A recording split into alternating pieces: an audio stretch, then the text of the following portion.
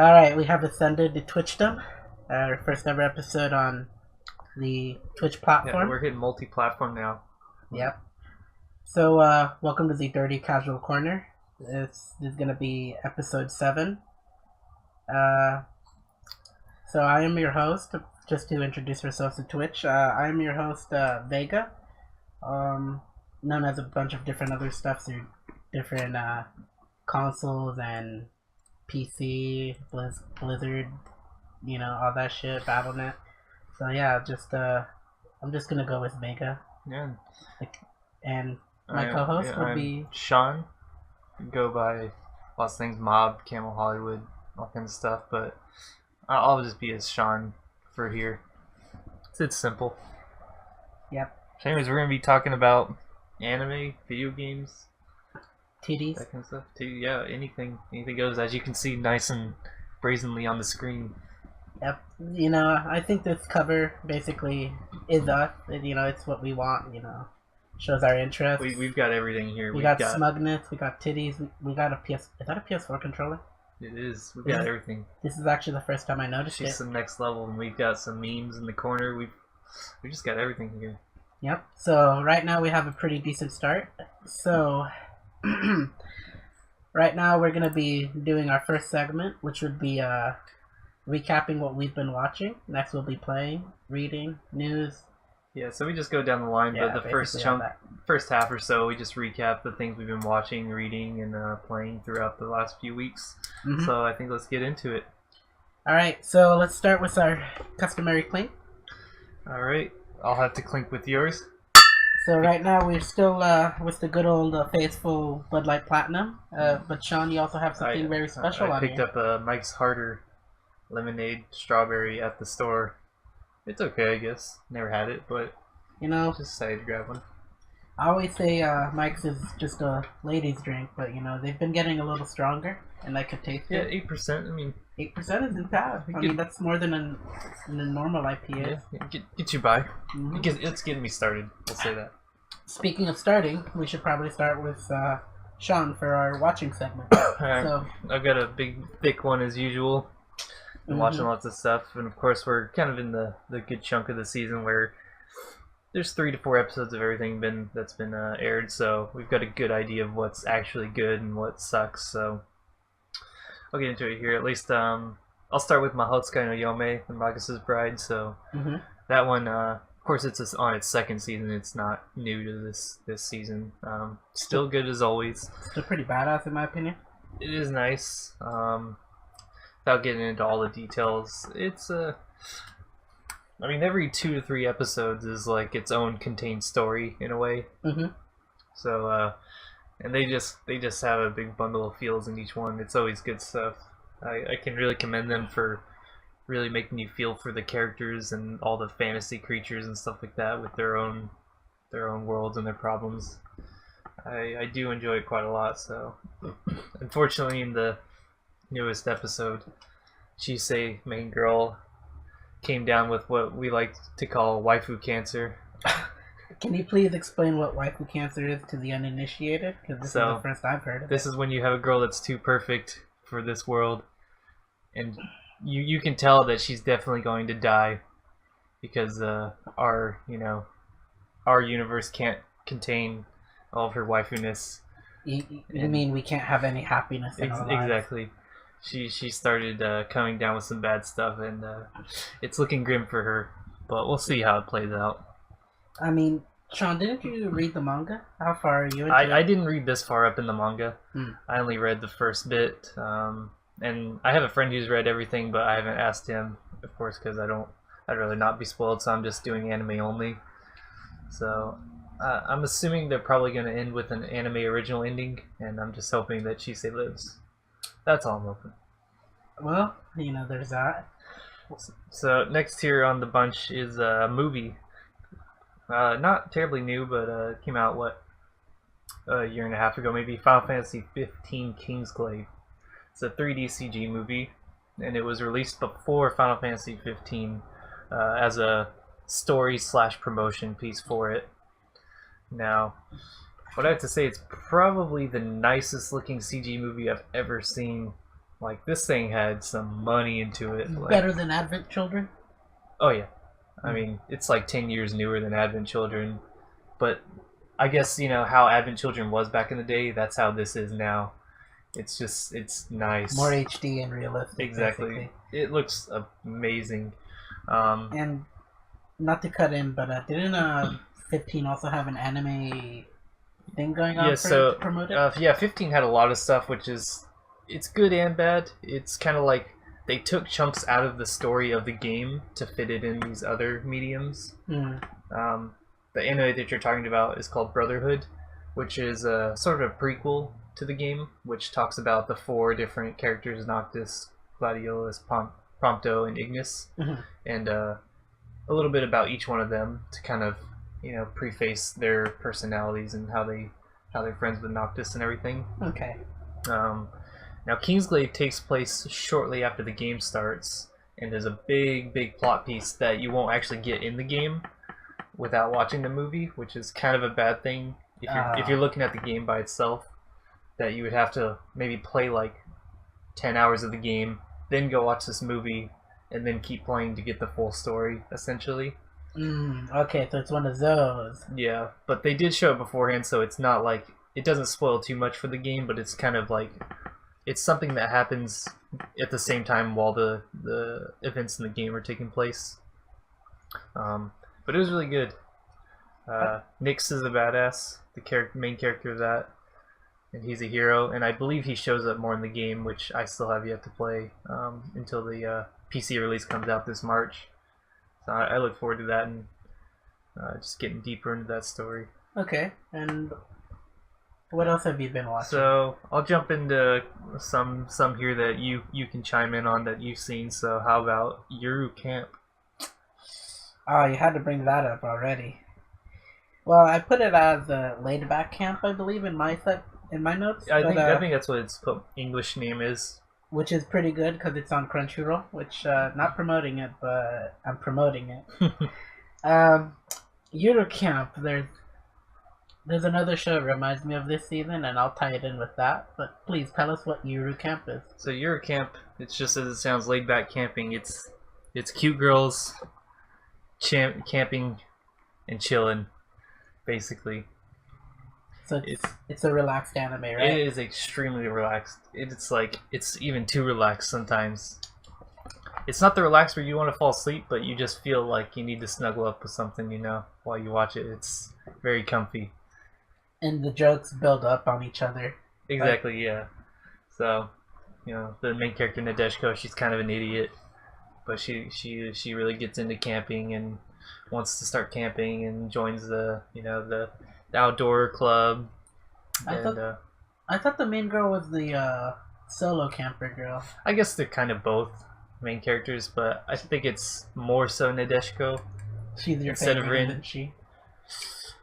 I don't know who I like the most. I actually like all the girls so far, all 4 of them. Because they all have different flavors. Yeah, and of course I know you've noticed it, but the club's captain is Yui. Yeah. From K-On! Yeah. She's got that beautiful voice back. It's nice to hear full force. It's nice to hear Yui, from K-On! Back in the day, which is another laid-back anime you can get into. Exactly. Which I still need to rewatch. You have to give me the Blu-rays one of these days. I do. But anyways, to tie up Yuru Camp, it's definitely, in my opinion right now, the comfiest show this season. It's just a super laid-back slice of life. Okay. And even if you don't have interest in camping, it'll make you want to camp because it just looks so nice. I feel it already. I mean, I think I could take on the world now. Just from watching like 4 episodes, which I think it's up to date to 4 as we're talking. 4 is current, so we're all caught up on that. So jump into the next one here, the Ito Junji collection. So Ito Junji collection, still just going bit by bit on certain stories of Ito Junji, some of his shorts. I'm currently caught up on that episode 4. How far along are you on that one? I'm on episode 3 and I haven't continued it, but it probably doesn't matter at this point. It's so episodic that you can kind of miss some and it won't matter that much. the stories they did in episode 4. One of them was kind of slow. The other one was just a shorter one, but it was good. I hope you don't I hope you don't hate slugs/snails. Oh, I've seen. That's episode 3, I believe, right? Was that 3? I thought it was 4. I remember seeing the slug girl. Okay, that might in episode 3. Oh no! The 4 was the holes, the holes in the people. Oh no! Ito's famous for that, having lots of holes and things and making it look very disturbing. You know, I can't think of someone who has this like weird, issue around holes. There is actually a phobia for that. I can't recall the name at this point, but there's actual phobia for like looking at holes, just period. And he puts them on people, which really gets under your skin. Oh god. I mean, I remember watching the Slug Girl part of episode 3, and I was just like, it took away from the whole earlier episode, which was what was it, the cutie boy fucking like fortune telling thing? Yeah. Alleyway fortune telling. Yeah, the crossroads fortune telling. Thank you, crossroad fortune telling. Which what I really liked about that episode was it really built up the whole idea that this town was really into crossroad fortune telling. Right. And it really tied in well with this guy's like history of crossroad fortune telling, which not to spoil it here, but a very, very tragic thing happened to him when he was a young boy. Exactly. Involving this paranormal shit. Yeah, so the Ito Junji stuff, I like that. I think they're slowly starting to get into some of the more raunchy and darker stories, which is nice. So I hope they keep going and give us some of the nicer ones. Well, compared to the curse episodes in the first one. Yeah. It's definitely been getting better. You've been getting some real gruesome ones. There's some real ones that kind of just creep you out, which is nice. Oh man, I mean, I have to continue it. I'm 1 episode behind, but yeah, you'll later today, maybe tomorrow. Yeah, look forward to holes. With guys and holes and wanting them to be filled. Alright, so what else we got here? Kokoku, so the this time stopping one, so it's a bit different than I thought it would be. It's, I guess, less suspenseful than I thought it would be, but it's still okay. They're still, since the first episode, they're still in the same, I guess, time stop, portion of time right now. Because there's other guys that can stop time, and then they want to kill the other people to get the power from the stone that they have and all this stuff. And then the main characters have been trying to get the stone back and trying to save their family at the same time. It's just it's like this back and forth that's going on. It's basically shrouded in a ton of mystery, though. There's just these little things here and there where it's like, well, what is this? What is that? So you can't really tell exactly what's going on right now. It's just kind of dragging you along with little bits of information here and there with what the time stopping power even means, and these beings that live in the time stop universe that stops people. It stops the people who have the power to walk around through the time stop from hurting the people who are stopped, basically. So okay, so it's basically okay. Honestly, from the previous episode where we talked about Kokoku, it didn't really catch my interest. It's got a few interesting things, but at the same time, it's pretty slow for what I thought was going to be more suspenseful a lot of the time. But it's at least interesting enough where I'll keep watching for now. I mean, so right now it's just basically still world. Okay, it's basically world building. It is, yeah. It's world building a bit, and then also just kind of there's little scenes here and there with now the main character girl just showed this new power that no one's ever seen before, where she can touch these people who are moving around in the stop world and make them stop. Okay. She can essentially take away their power from being able to walk around that world, but she doesn't really know it. It just kind of happens subconsciously, and so that's just another whole thing. It's just mystery upon mystery that's just building, and it's just waiting to get solved. All right. So would you still recommend it to me? I mean, or at least anyone watching at the moment. It's really hard to say. I mean, I can't really recommend it over a lot of other shows right now. But I suppose if you really, really like time stop type of stuff, then maybe. But it's kind of like, even then, it's not really the main focus. I guess it's kind of just the mystery of everything is the focus. So.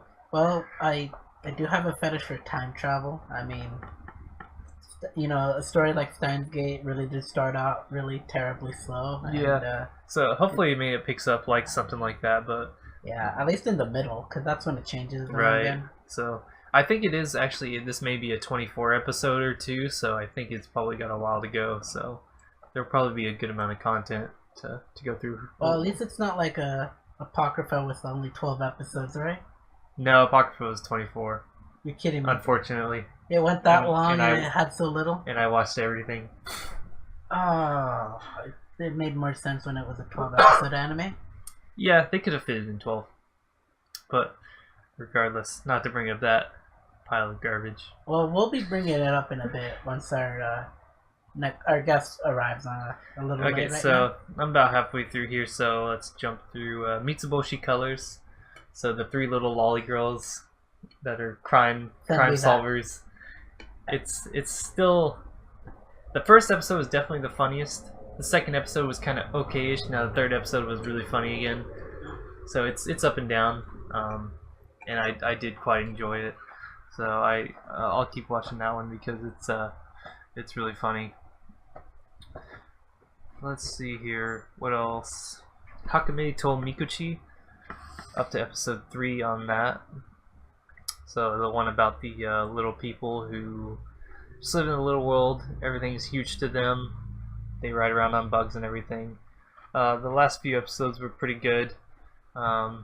Just a lot of world building and interesting kind of tidbits with how they interact with the world whenever they're small and everything's big.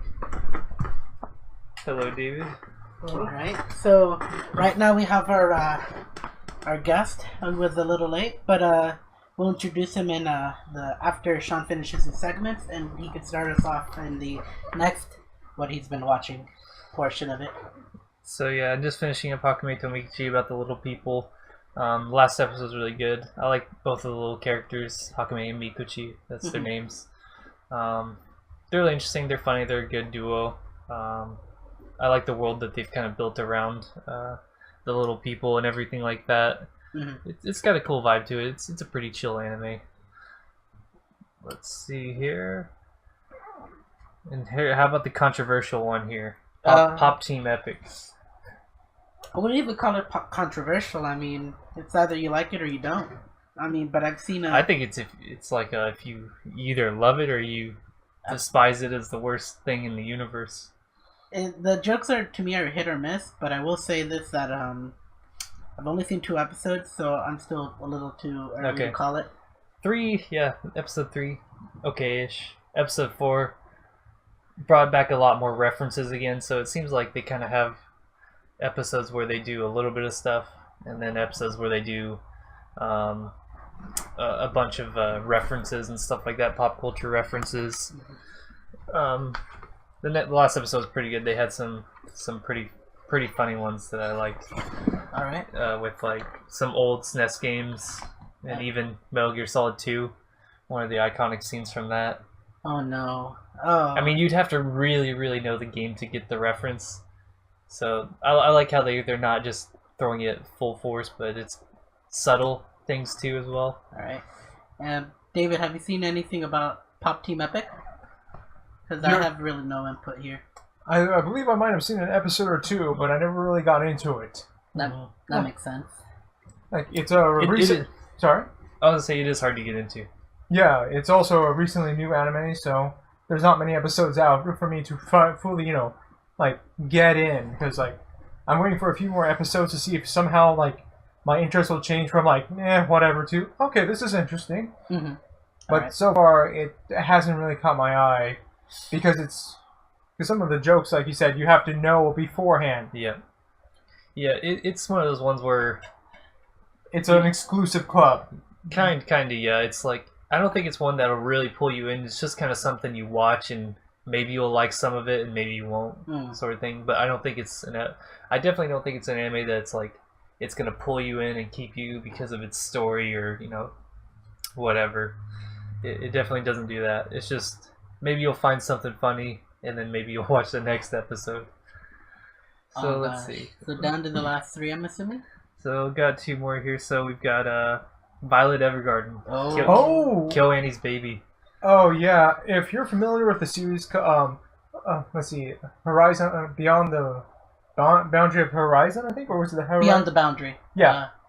Kyokai no Kanata. Yes. There we go. Thank you. It's like this is from the same creators of that. Only this is a lot more. What's the word? Cynical. I mean, cinematic. No, cynical. You think cynical? Okay. Because I'm familiar with the light novel actually. Okay. It's really good. I will say that, but it's just that some of it, it's like on the road on how she becomes who she is that we're seeing or glimpsed at in the first episode. Like we see how she is in modern day, but then we go back to the past where she's originally a soldier, and she was working for an officer. And it's like, and I'm sure you want to go ahead and finish all that out. Yeah. So I don't steal your thunder. It's definitely good. I mean, it has a lot of money behind it. You can tell it's absolutely beautiful. Netflix. It's a Netflix original series essentially. Which surprised me. Yeah, who would have thought? They actually threw in the cash to fund an anime, which is pretty crazy. But they've been doing that for a lot of stuff. I mean, Blame, if you remember that. Right. Yeah, well, usually it's either hit or miss with it. It's like they sometimes fund not the best animes, but sometimes they strike gold. You mean what was that very bad one with Jaden Smith? Oh, Neo Yokio. Yeah. There you go. Yeah.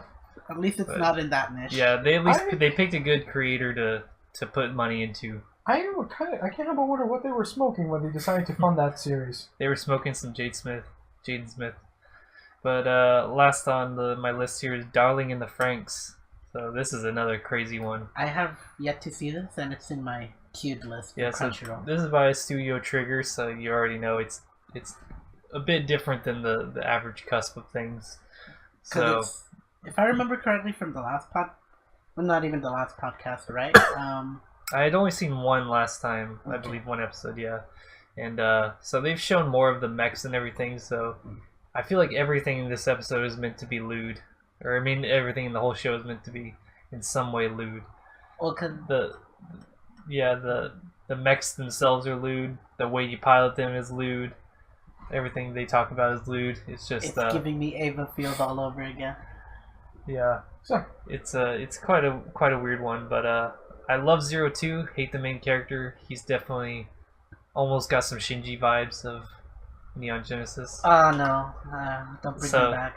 Yeah, it's kind of bad like that, but I do love the main girl 02, but I'm only watching for her really right now. I think I've seen fan art of it, but I mean, I know that Darling in the Franxx is a collaboration between Trigger Studio and someone else, and it seems to be working well for them, but that's all. It's hard to tell right now. It's still very early, but yeah, but you can see some of the glimpses of their other works on that series. Oh yeah. For example, I'm getting Kill la Kill flashbacks when I look at some of the episodes. Yeah, that's kind of the. No, the transformation with all the bright lights and everything. Yeah, the Trigger kind of the Trigger thing. Yeah. The thing that Trigger always does, very very flashy stuff. Like really flashy. The whole 9 yards, and up to 11. Basically just really weird and really flashy, but I've been enjoying it so far. It's really still hard to tell what I can input on this, but like I said, 02 is great, main character sucks. Alright. Not much else to input there. Alright, now David, what have you been watching? Actually, my bad. Give us a little bit of a reintroduction just for the Twitch. Sure. Since this is a new platform and all. Alright. My name's David. I'm a guest here for this podcast. And you'll be the featured co-host in the next podcast or two. That seems to be the plan. I believe. Cool. That seems to be the plan, of course. Yeah. So just wanted to throw that out there. But please continue on. What have you been watching? Well, I've been watching Overlord. So if you've seen the first season, it's on to the second season, and it's going out pretty well. And it's keeping to the same tradition of the first season. Final boss, new world, they're stuck with him. And he's out to conquer the lizard men, apparently. Only difference is that he sent one of his best generals. He gave him a crappy army. Wait, so is, Ainz... He's calling himself Ainzolgal, right? Yes, Still? his original name was Momonga, Okay. which is a Japanese squirrel. Okay, I'm gonna go with Momonga, because it's better than Ainz. So Momonga's basically sending... Is he in any of the episodes, at least? Of course he is. We see him talk and everything. Because I haven't seen any of it yet, so I'm still going in. Yes. We also seem to get a glimpse of some other individuals that are important as well. Mm-hmm. Like within the first episode, we actually see someone else who was from the game, a player. So someone else like Yes. Momonga. Yes. Oh fuck! All right. And there's another player that we see. There's been hints and talks about it, but we finally got confirmation of an actual player. And not only that, she's apparently talking to a dragon. The sacred dragon. No. A beautiful trope. What? It's like, well, yeah, it is beautiful and all that, but here's the thing. Apparently this dragon was the original residents of the world they're in now. Wait, so is the dragon the player, or is the girl the player? The old lady's the player. She's talking to an original resident of the world, which was a dragon. Before, like, players of Yggdrasil fell in, the dragon was pretty much at the top. Something tells me he's like the... Okay, so he's basically god of this world, right? Pretty much, more or less. Because he was one of the most powerful creatures in the world. But the thing is, ever since players started coming in, for whatever reason, or since we don't know how, things have changed in the world since, like before, magic was different. But because of Yggdrasil coming in, magic started to more or less mutate since people started using the game mechanics. Mm-hmm. And it's like he was also working with the same party that ended up attacking Shaltir. Oh shit! From what left off in last season, right? Yes, but the thing was, apparently this dragon can control a remote control a suit of armor, so he doesn't have to physically go there. He has a Gundam. We have the technology. Okay. So I'm gonna probably invest in this show already. Yeah. Just since I already invested it in last season and I enjoyed it. Yeah, it's like it's really great, and it's like it keeps you on the edge of your seat. And there's some several other characters that you will not believe at all. Like if you look at the ending of the song, you'll notice one of the characters that we'll see upcoming, and within a few seconds you see another image of said character. And by God, like, whoa. Is it lewd? No. It just looks cool. Shocking. Okay. Anyway, what's your next? I'm watching also the recovery of an MMO addict. Oh, MMO junkie, right? Yeah, addict, That's junkie. Around. Yeah, it's basically a story about a lady who was fired from work and decides to live at home, and just has plenty of free time, so she goes online, tries to play her old MMO account, finds out the game was shut down, and tries to find a new one. She finds a new one, plays it, keeps getting killed, and some nice girl online goes and helps her out, and she gets really invested in it, and because let's be honest, whenever we played a game and we had some great company, the game became a whole lot fun. Mm-hmm. But for her, she's kind of ditzy. Well, yeah, that too. But she's really she really likes this girl because she's all of that sweet as an angel. But of course, I've seen the show already, and this is last season. But just to throw it out there for the Twitch streamers, if you haven't seen it at least, it's not about the playing game that matters. It's what happens outside of the game that makes the anime really amazing. Oh yeah, totally. Let's see what else. I'm also watching Violet Evergreen as you. Mm-hmm. Like you said, the animation is amazing. Yeah, it's top tier. It's Wait, you have a Netflix account? No, it's on YouTube. You can find it on YouTube. Also, I can also go on Google. Fuck. Okay. See, I'm so out of touch. Now you really need to watch it now. Yeah, I have no excuse not to watch it. Yeah. Anyway, I'm also watching Ruby, and today was the last episode of it, and my God, there was a lot of things that happened. I cannot say anything without giving out spoilers. What season is it? 4 or 5? 5. Okay, season 5 ended today. How many episodes are there per season? that changes. There's not Okay. really a fixed amount. I Like think- some, I'm a bit into season 1, but I'm not that far. yeah, I think there's like sometimes it's like around 20-ish or so. I think I'm on episode 8 or something like that. I'm not Yeah. terribly That far. ended every 15 episodes or somewhere around there, but 20 sounds about right. Yeah. I mean, I left off at season 4, midway.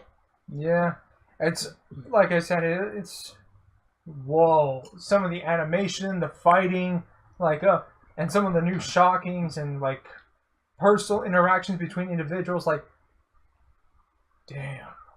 Yeah, I got interested in Ruby a little bit because of you, of course, and then also I saw an announcement, just kind of a random one, that they put Ruby Rose into Blast Blue. Yeah. I know. Oh my god, I saw Yeah, that. there was a trailer about that on Rooster Teeth as well, and it's like it was amazing. That I was like, wow, Like- that's just so crazy.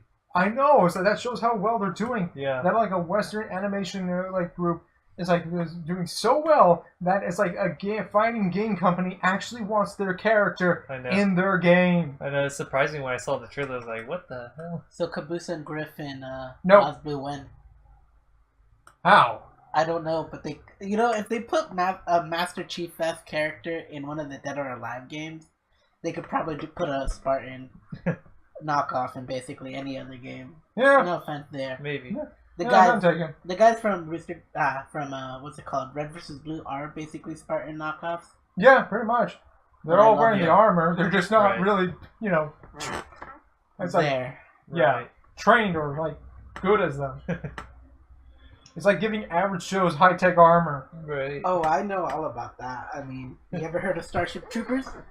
Yeah, I also heard of red shirts. Oh, great, Star Trek. Actually, Yeah. I've never watched anything. Yeah, that's about okay. You Star don't Trek. need to. Red shirts just basically means like the guys who just show up every episode just to get shot and die. So basically, just one of those people that they just cast out of the street. Yeah, pretty They're much. like stormtroopers. Yeah. You don't need to know them. Nope. They're just to show how many people die within an episode or how Exactly. bad things get. Okay, all right. So Alright, anything else you've got? Yes. approaching? And as well, this is a bit of news as well. Mhm. But the first episode of Fate Extra Last Encore came out today. Really? Yes, I was on. Today? It got leaked or something, or I was on YouTube and I saw clips of it like going around. Then I looked for the actual episode and I found it. or are they airing it early? That's interesting. I thought it I was, was- next season. Yeah. No, it's supposed to come out this year. So I was probably like next Oh, month. not or Last Encore. I guess just the anime itself. I mean, Yeah. Yeah. What were you thinking? Actually? yeah, the Fate Extra anime that's supposed Yeah. to air next season. Yeah. Yeah. Well, there were. so it's a Okay. promo. Seems to be, and it's like and like it's amazing. Somehow the coloring, the animation flow is pretty great. And it's like I played the game of Fate Extra, so it's Right. nice to see my MC Hakuno out. I know someone who really doesn't like the male character because she played the femme version. That's But, nothing wrong with that. Nothing wrong with Do you know that. who's doing the animation for that? I did not see it because I was more focused on watching it I and forgot it's like who before was doing that. Yeah. because I was worried that it might get taken down. Yeah. I could look it up. It Yes, sir. should be a quick Google search. Yeah. You take a look at So- that and then. But there has been a few changes because, for example, in the game, our beloved MC is attacked by like a mannequin or a magical mannequin that's like sent to kill out the people Mhm. or like all the masters just to weed them out more or less. Turns out this mannequin's not a mannequin; it's a statue. You said Fate Encore? I mean, Fate Fate Extra. Extra Last Encore. well, I guess you guys like getting the Shaft? Maybe. Because Not it's always. Shaft Studio. Oh, it's Shaft. Oh. Okay. That's why it's nice looking. So it turns out that statue is Archer Emiya. Mm. Wait, Okay. who again? Oh, we're talking about it's No. Archer Ar- from Fate's Stay Night. No, but which class is he now? Archer. He's a statue. He's like think of them as NPCs that are trying to weed out like the candidates. Man, I feel like they Because just, in this He's a Grail, statue? let me explain. In this war, there's not 7 masters. There's a lot, like several hundreds of them. The thing is, the place they're in has to weed them down, narrow it down. So they started in the game, there was like these mannequins that would attack the master and servant, or the and try to weed them out. If they can't win, they die. and that's how. And they just throw Uh, Archer in there. It was like, instead of a mannequin, it's a statue, which it actually takes the appearance of Archer, Emiya. I feel like in every single Fate series, they always have to shoe in Emiya in some way or another. Well, it's more like making references to other characters from other series. Oh, yeah, it's not Emiya himself, but it's When something that looks like Emiya. When people are killed, they die. Yeah, pretty much. Ah. So it was pretty good, and it's like we get to see Red Saber. You mean Nero? Nero, right? Yes. Claudius. Okay, great. Thanks for spoiling it for the people who might want to watch this. Well, honestly, what I like about Then again, they could have gone Google. I just thought of it because I saw the funniest tweet that someone in their history class, the teacher, was teaching about Rome.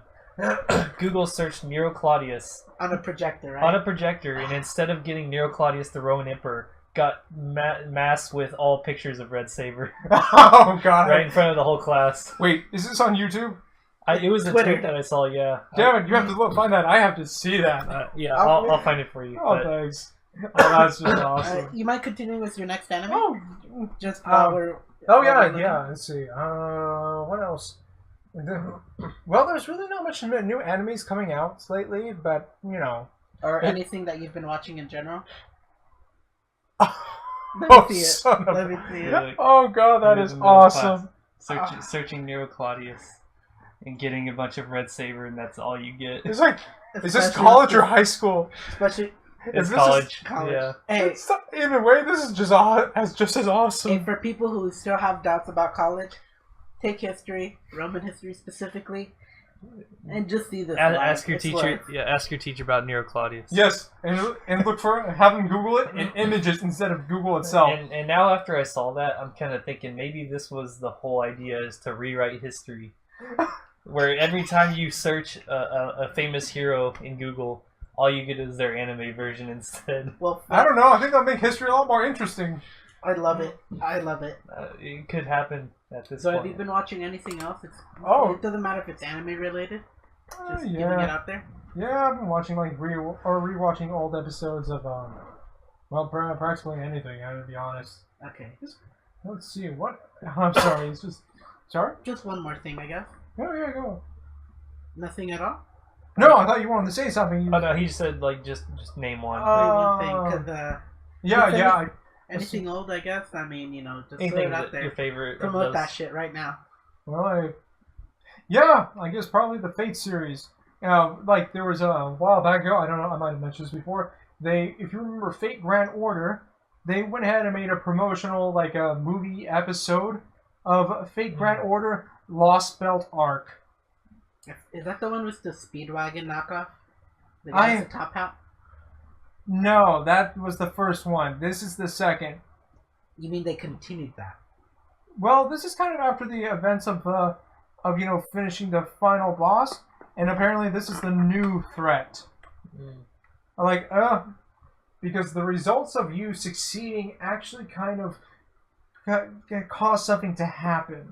You mean like Nero Claudius being the new Nero in history right now, right? No, worse. Oh, so not You're- an anime girl. It's a well, how do I say this? In the very first episode, you were one of the 47 masters to, be brought in to go through time to fix singularities or events that might have threatened the human history or human civilization as we know it. Okay, I remember that tagline. Yes, and they're you were the only one that survived because you weren't in the room when the explosions went out. So all of them were in chronostasis, frozen. Right? You remember that? Yes. Well, here's the kicker. Apparently, it's since we saved the world, we're getting fired. Wait, fired from who? You mean the UN government? Working The with it? Mage, the Clock Tower, the Mage Association, the church, you name it, every magical group wants us fired. It's trying to screw us over. Well, they can't. Yes, they can. Okay, I bet there's a probable reason that makes sense because I haven't watched this, so it just seems so ass backward to me at least. Well, it's the reason that they say is that they're afraid that since we basically have an army of superhumans at our disposal, and we can go through time, and like just do whatever we want. Okay, that makes sense. So they're trying to dismantle us or or have a new group over that they can control and ensure that history doesn't get rewritten, even just despite the fact that we were trying to preserve it. But like I was saying, we have a new problem, and it stems back to the 47 Masters. You mean the ones that were frozen, offed off, right? No, they weren't killed. They were crippled. That we had to put them in cryostasis to preserve them because we couldn't have any of them die. Because some of these were from good, noble families. And I remember that tagline. Yes, and if we had more deaths, that would be another axe for them to grind on us, or another noose to put on our necks. You mean like we did it? It was all premeditated and shit like that? No, more like we were so incompetent we couldn't save them. All right. Well, and it's like, but here, okay, like I said, it's just there was a group of them, 7 of them. They were called the A-Team. Okay, and frankly, they're trying to rewrite history now. It's just gonna. This is probably gonna be a really good segue for me, at least. So, cause time travel stuff is my niche, my fetish. Yeah. Like I mentioned just a little bit earlier today. So, all right. So I'm gonna start with something very off topic, since it's not really anime related, but it is time travel related. Okay. Future Man, a Hulu exclusive. Yeah. Can you tell us more about it? Just give me a quick second. I gotta pull out my inner time travel fetish out. So, Future Man. Have you guys seen The Hunger Games? Because it has the guy who played Peter in The Hunger Games. I don't remember who Peter is, but I have seen Hunger Games. Just imagine the guy who paints himself. No Lies idea. on the floor. I don't remember. Almost took the berries. I hated the movie, so it's like the baker's son. No idea. All right, but go on. So this guy basically, I guess the synopsis of Future Man is there's a video game called I can't even remember the video game name because it didn't matter, but this guy plays a video game that hasn't been beaten. There's an X amount of levels and no one's beaten them, and it's your typical we're a rebellion, we're fighting monsters, genetic deformity thingies in the future, and so he beats this game and time travelers come back for him, which they basically think of him as this great messiah of a war hero because of this video game. And they're like, we came back in time to get the savior and shit. And what pissed me off about it was just this really great thing that oh god, this show's either gonna be bad. And the next episode after that was what really sold it to me. They have a lot of the issue with time travel animes to me. I mean, time travel anything is that it's really difficult to it's really fucking difficult to pin the whole science fiction of it without breaking the whole fourth wall thing or fucking up. And this show is really difficult to kind of pin that in there. So, I guess the whole thing I would say is a comedy. And, let me see. The, Future Man is just a Hulu exclusive I'd actually recommend because I can't really give it away too much. There's so much of it that I really love about it. Yeah, I don't think I have Hulu, but I can find it otherwise. You could find it. I highly recommend it because it's got that time travel fetish. Totally, I don't have that itch anymore for a good while. I do like me some time travel, so I'll try to find it somewhere. Yeah, as long as it's done right, I like it. Alright, and to continue off the trend of not something non-anime related, because Sean notched out a few. Thank you. Bright. Don't watch it. There's too many things that it's an enjoyable movie. You could think of it as a blockbuster. It's an actual movie. It's an actual Netflix movie with Will Smith and that one. The whole orc thing. They do a lot of interesting things. But I've heard it's kind of good as a mindless thing to watch, but nothing to look deep into kind of thing. that's the main reason why I say don't watch it. Okay. I couldn't. Yeah, that reminds me of a few new animes that came out that I could say the same. I can't turn off the I can't turn off the switch. You don't watch something mindlessly without judging it, because I mean, fairy lives don't matter today and other shit. You know, it's just like it triggers me. Now, Junji Ito, I only continued to episode 3, and you're telling me, Sean, about the holes, so I have that Yeah, to look episode forward 4, to. lots of holes. And Pop Team Epic, I stopped at episode 2 because that's what I watched recently. And you already segued Yuru Camp for me. You know, Yep. it's just a nice slice of life that like I binged it today. I watched episode 1 like probably Monday this week, and I just caught up on it just 2 hours earlier. So yeah, it hooked me right away. it got me too, man. It got me right here in the heart. So I gotta say this right now. It's a contender with my top pick for the season. Okay. And that'd be a place further than the universe. Uh-huh. I'm caught up with it right. Okay. I'm caught up with it right now. Right. So, you know, episode 4 came out today, and they both do the whole slice of life thing, just a little bit differently, if I can just say it. Like, Right. whereas Eurocamp is really that whole laid back thing, you know, like you could just enjoy it and all that stuff. Uh-huh. A Place Further Than the Universe has that little bit of drama that like gets me really, really hooked about it. And what I mean by hook of drama is episode 4 came out, and I'm not trying to spoil it since this isn't really a big spoiler, but the episode 4 came out with this one thing about they're basically officially in on the whole we're going to Antarctica bit. Right. You know, high school girls going to Antarctica. Awesome. Now, to kind of segue that in, the main girl that you're supposed to follow, the MC, Mm-hmm. didn't tell her family that she wants to go to Antarctica, and she almost forged away like her whole signing thing, you know, of joining. School catches wind of it, and something happens that her mom finds out, and holy shit, you know, it's just it does this whole tension building that I really like, especially with the brutal, harsh mom. And if you ever had a mom that just was like strict and all that stuff, just think of that and multiply it by cancer, because it's really fucking amazing, because she gets away with practically beating her daughter with like this like wooden with a ladle. And like just before she's about to do the deed, you know, she's like, oh, this isn't a weapon, but I'm gonna use it to put some, basically, you know, put you in your place and shit. Husband comes home, opens the door right behind his daughter. Hello. Sees his wife waving the ladle and putting it in her hand. He closes the door and it's just like, I'm sorry, you're doomed. And I'm just like, you're building this joke up.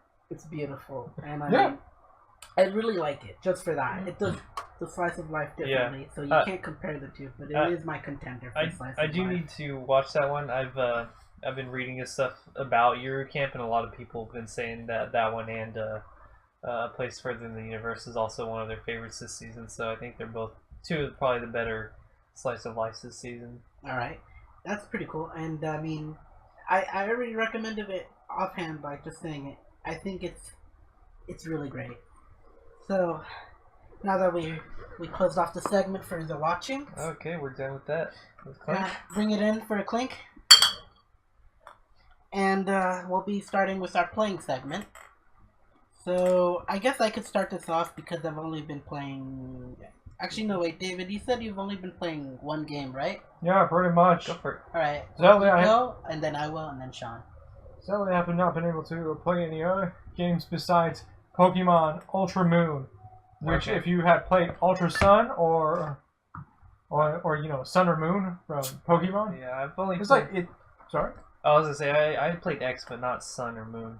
Yeah, it's basically like a game with changes now, and I have to say these changes are really good, because if you play the first games like Sun or Moon, you kind of expect things to proceed like more or less the same with, you know, little differences. But then all of a sudden, unexpected things start happening that catches you off guard. Okay. It's like, for example, like one of the boss battles, you expect a certain type of boss to show up. It leads to the boss, then someone comes in and interferes and takes that boss. Wally. I don't know. I got flashbacks of. Did you say Brawly? Wally. Wally. Oh, okay. Like the little robot. I thought you meant like Brawly the Saiyan. No. I meant Wally, the sickly kid in Ruby, Sapphire, and Emerald. I didn't play cucked those, me. so I don't know them. No, never played it. Yeah. I can say straight up he cucked me, but I won't go into that right now. Right. So basically, all of a sudden, new bosses take the old boss's place, and unexpected things to happen. And there's some new add-ons and additions, which makes the game really fun to do. And when did that game come out? Pretty months recently. ago. Yeah, pretty recently. Okay, so it's still fairly fresh, and I mean, yeah, but you know, the game, right? No, like I said, I've been more focusing on trying to, in like the first island, trying to find a Bagon, a small little dragon Pokemon. I feel like I've heard. Don't know that one. I know. And I then, recognize it. As well as trying to find that 1% chance of the final evolution of Bagon, Salamence. Yep, I recognize it. Ruby Sapphire one, right? Yeah. So I'm basically walking around, finding everything but that. Like, I have probably gone through several hundred Pokemon. That sounds about right. I'm like way past level 30 and everything. I'm probably getting close to my third evolution, and I'm still trying to find it. Damn. Well, I mean, It's like, I can't help but wonder, is my luck so low? Is it so bad? Is there a pattern? Do I have to sacrifice a goat? on the subject of Go, you said this was your only game, right? That I am playing right now, yes. Alright. Go. So, I guess I could segue into a game that basically almost made me go to that distance. Destiny 2. Okay. Okay. Still Destiny 2. Yeah, I've been on it. You keep coming back with your brother? A bit, but I mean, I think I said this in the last podcast. Are you so masochistic that you go to it yourself? No, actually a bit, actually. I've been playing PvP. But something amazing happened 2 days after our last podcast. Mm-hmm. Did you get the chest? I got the chest piece armor. Oh my god. That means you have to quit. I legitimately stopped playing it hardcore for 4 hours straight trying to get that armor. You know, 4 hours a day. Literally spent like most of my weekday just trying to get that and spending Friday. Did you Saturday, celebrate Sunday. when you found it? I fucking had a beer. Did you do a little dance? I took a picture. Like play screenshot. Like I'll play the music like celebrate good times. Not Come yet. on. Not yet. I just had a beer because I only sent it to my brother and a few other people. Maybe even like Facebook Messenger day thing, which is weird. Not a lot of people saw that, but I mean, it's a big thing that I can officially play the game casually, and there's no change there. I'm just gonna be straight up. Bungie says they're gonna change some stuff up. It hasn't been implemented yet, and if it has, it's really fucking lackluster. Mm-hmm. No, you'll probably see it when they say they need to do an update patch on you that it has to download. There will be a that's not even news to me because I mentioned it, but there is going to be a Valentine's Day event basically happening soon. So how does that work? Do you give each other guns I think instead it's of called chocolates? I think it's called like something red, Scarlet. Oh, Days or goody! something So like that. So it's not even Valentine's Day related since it's an action game. Right, yeah. That's why I was wondering. It's just some event that they're throwing during the time. So let me guess. If you shoot someone in the heart, you get a bonus. Actually, I wish that'd be a very fucking different change of pace. But Actually, kind of cool. unfortunately, you don't shoot them in the heart. You shoot them in the head.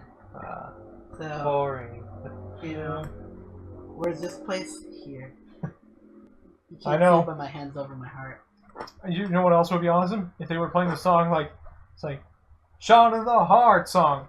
Now, speaking of shot in the heart, you're gonna love this, guys. You two, at least, of all people. Persona 5. 95% done with the Kamoshida arc. The first castle. Oh, then it's like, would it be... The only thing he has left to do is send the calling card. You know, just flick my card. Oh, he's like, put my glasses on. Do you want to go ahead and do it with all three of us here? Or both of us here? Like, what do we have to do again? If we have time, maybe what's later. What's the thing? All you have to do is just send it, and then it's like a day later, then you go. The next day, it happens. Yeah. You got to go ahead and take the treasure. Yeah, maybe if we have time, we'll watch you send the calling card. But that's how I just disconnected the PS4. Well, it's like just for this charger bit. No, we can do this later. No, not right now. Maybe not right now. No, I said later. If we have time, then maybe. But that's how you finish each boss off. But I won't spoil anything. And then hear that epic song. I believe you showed it to me on our last road trip, David. Life will change. Yeah. It's amazing. Persona 5, played it for probably like 5 days straight. Yeah, you're almost past the tutorial. Thank you. You just made me totally feel better about myself. Well, I did tell you when the first time, like, you try to go and complete the whole, to the part where you get to the treasure. I didn't leave. I stayed one day. Then, I know, but then you left, and you wasted a day. Then you did started doing other things. It happens. Well, as long as you spend it mostly wisely, then you're pretty much okay, and you can still get a good amount of confidence max. But I still want to increase my confidence with my bro Ryuji. So he's at 2 right now, and I guess I might as well send the calling card. But I mean, you'll have time. The thing how it works is like when I've got 11 days. Yeah, if you have 11 days, you'll send the calling card. You'll spend 2 days. You'll finish it, and then you'll still have 9 days until a story thing happens, basically. Yeah, okay. But the thing is, like I said, personal experience and personal advice, you try to complete it within the first day, like finding the treasure room, so you can send the calling card the next day or whatever. Yeah, usually get it done. Because if you do, then some unexpected things happen that are great bonuses for you. Mm-hmm. I mean, I know I have a DVD. DVD to rent. I already rented a DVD and I have yet to watch that. So let me guess, Morgan has been telling you should go to sleep. No, not yet, and I have yet to do that. But until then, to return your fucking DVD, you're gonna get mad charges. I know, it's crazy. Something tells me I should worry, but for now, you should, I'm more worried about this other game. Yeah, go ahead. 7 Days to Die. Okay. So that sounds like a movie. It really is. It's a zombie kind of like survival sandbox kind of title game. What I liked about it is that I didn't actually own it, and I have it. So that means one of two things happened. Someone gifted it to me, and I didn't install it, or it was when I had my desktop back at a friend's house. They bought the game for someone else. But they bought it on your account on accident or something? No, they probably my friend probably bought it and sent it to my account, so this other person could play. But it doesn't have the hours listed on there, so I've had no hours on that game at all. So that's the only thing I could tie into. But I played it with a few friends of mine just yesterday, and I really enjoyed it. Like, it's unmodded. I know there's mods on it. Yeah, I hear there's tons of mods. That's how our buddies play. And they played it without just vanilla, Did they? with me yesterday. So I'm not that invested in the game to actually care about the this playthrough. At least I could probably play the mods and just install them all, and then worry about that another playthrough, and I could do that. So I'm looking forward to playing the game. I'm addicted to it already. I mean, okay. So it's just got that. It plays like Skyrim because I play on controller. It plays like Skyrim, but it has that same Rust quality that I like. Building and shit. So I'll say this much. I enjoyed the game, and I'm kind of thankful, whatever reason that I got it for. I have it. And I guess I'll start on Osu, another PC title that people know. I used to be a wizard at that game. You mean Taiko? Taiko, yes. So I used to be, just to go off on a tangent, I used to be number 6 in the world on that game, in Taiko. You Taiko master. I was ranked number 6 in the world at one point in time in 2010, 2011, long time ago. Just had to say it. Which song? No, overall in the entire world. And then somebody outseated you. No, then I just quit after that. But I was number 6 at a time, so I was a legend. I don't play in ranked at all, but I've been having fun with Osu just to pass the time while downloads are going. Oh yeah, it's a really fun game. I like the regular Osu and Taiko. and catch the fruit. If you love rhythm games, that's an amazing game. And for you guys who play Osu on tablet and any touch media kind of thing, Cheating you motherfuckers. cheating motherfucker, you should be ashamed of yourself. There's something called the laser. If you haven't heard of it, it's very pinpoint precise compared to a fat finger, and you're better than me. Fuck you. But I like playing my weeb out fucking anime trailers and openings and endings on Osu. Oh yeah. So yeah. That's how I got into it. Now I will say this: my next game is gonna probably be the most surprising because this is my first time ever jumping into a game title like this. Monster Hunter Worlds.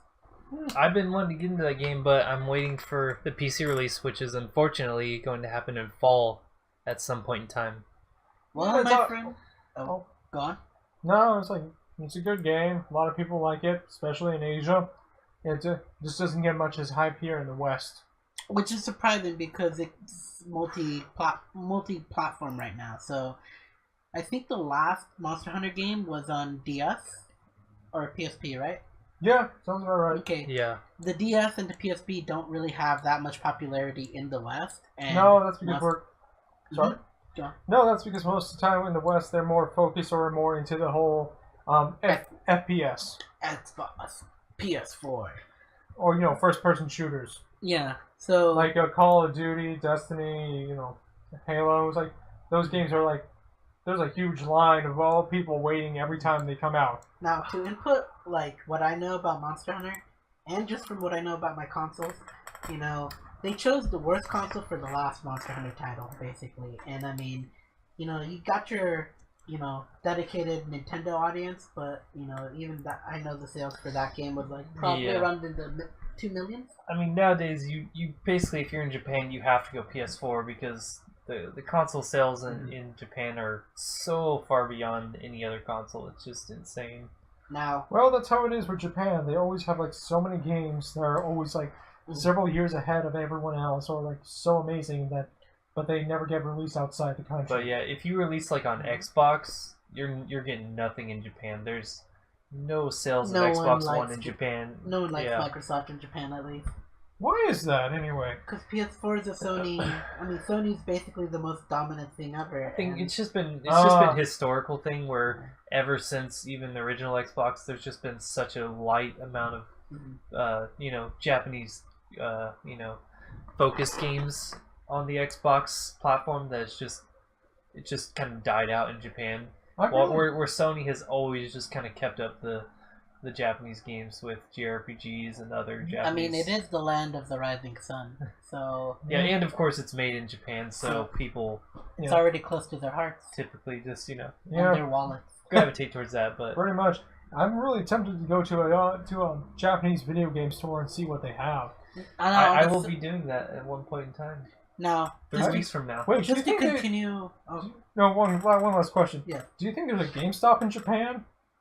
I don't think there's actual GameStop franchise. They have more of a small, it's not named to us, but to them, it's they have their own, franchises essentially of stores. Okay. But GameStop is more of a Western thing, yeah. Yeah, because I think there was some that was in Europe and all. Right, yeah, you find them in Europe too. But Japan doesn't really have GameStop. They have their own franchise of game stores essentially, but not GameStop. Alright. Now to continue, just to finish off Monster Hunter Worlds. This is my first time playing the Monster Hunter franchise, and I was really iffy on it, but just getting into it, it plays really well. I like it. It's kind of weird, glitchy, but I've had Dark Souls experience, so I've been conditioned you're already. plenty used to it. I'm plenty used to the whole UI, and it took me at least 40 minutes to get everything down, and I bet there's probably something else later on that I won't get into, but the customization could use a little bit more, oomph. But I'm pretty proud of my black character, Oji-san. He's basically an islander old man who's just been who's seen some dark shit in the Monster Hunter world, and you know, Right. he had this beautiful thought he's following around called the what's the thing? The handler. There we go. Okay. And I've been playing with this just today, I guess, because I never had the chance. It came out.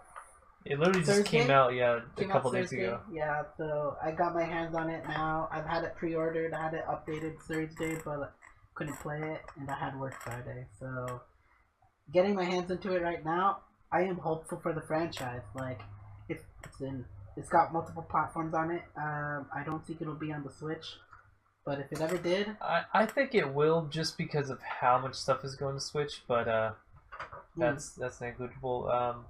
But Sony, you got the big number. You got Microsoft, which is dominant in the West, basically. You technically have PC, but I'm really sad that they've delayed the PC release until like 6 months from now. It might be worth it for 60 frames. Wait, what about Apple? Yeah, We don't talk about Apple.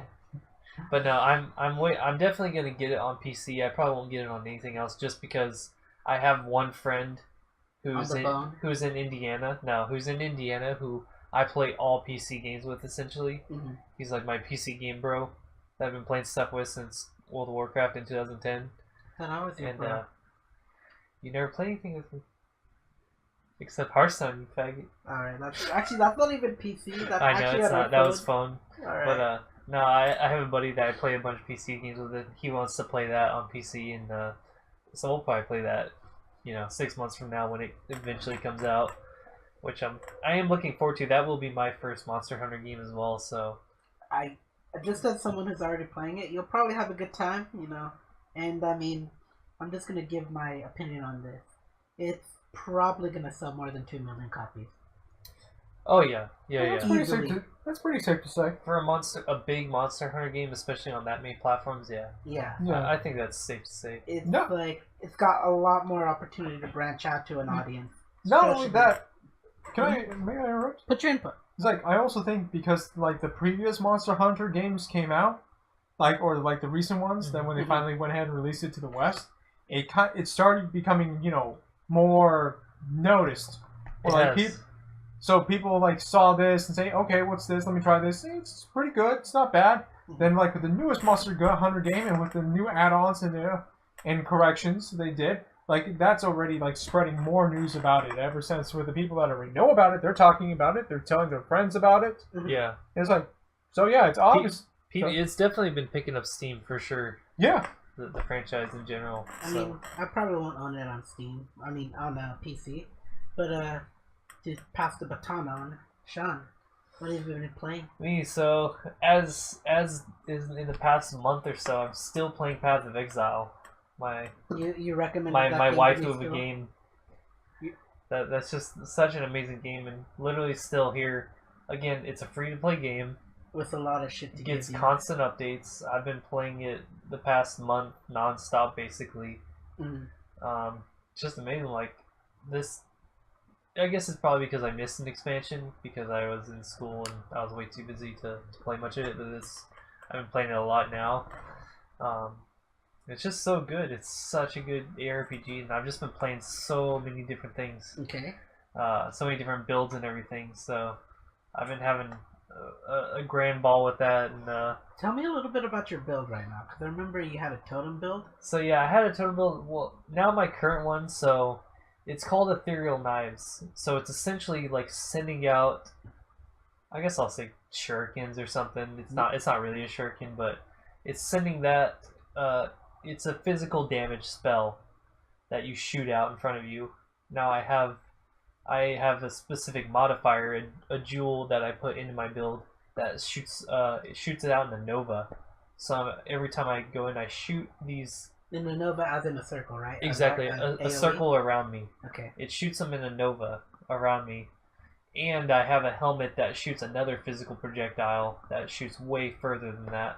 So I scale them with the same kind of damage, essentially. And so I shoot around the map, jump into the middle packs, and shoot out everything with this huge nova of physical projectile damage spells. Very fast. I'm imagining that, and you're just totally obliterating things. Yeah. Alright. I mean, you basically have to see the game and see so many different things to know how how free you are to just make anything you want. I also started making another character just because I'm leveling that one with my buddy who I play all my PC games with. I'm leveling another one that uses a specific sword that's technically normally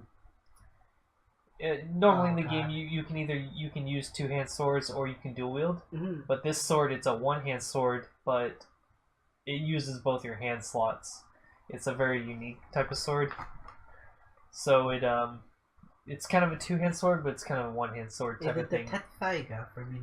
It's called the Onigoroshi. It's got a Japanese weeb-ass name. It does have a weeb name.